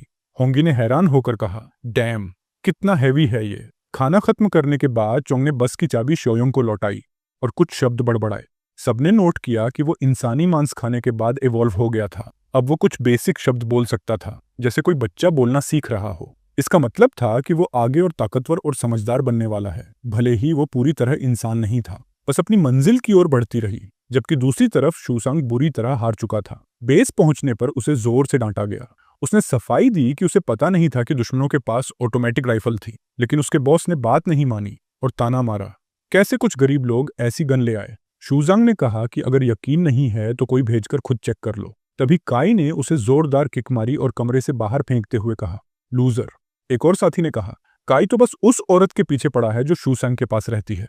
काई ने झट से इनकार किया, ऐसा कुछ नहीं है, और सार्कास्टिक टोन में खुद को डिफेंड करने लगा। बॉस ने सबको शांत किया और कहा कि सब्र करो, सही वक्त आने पर सबका हिसाब होगा।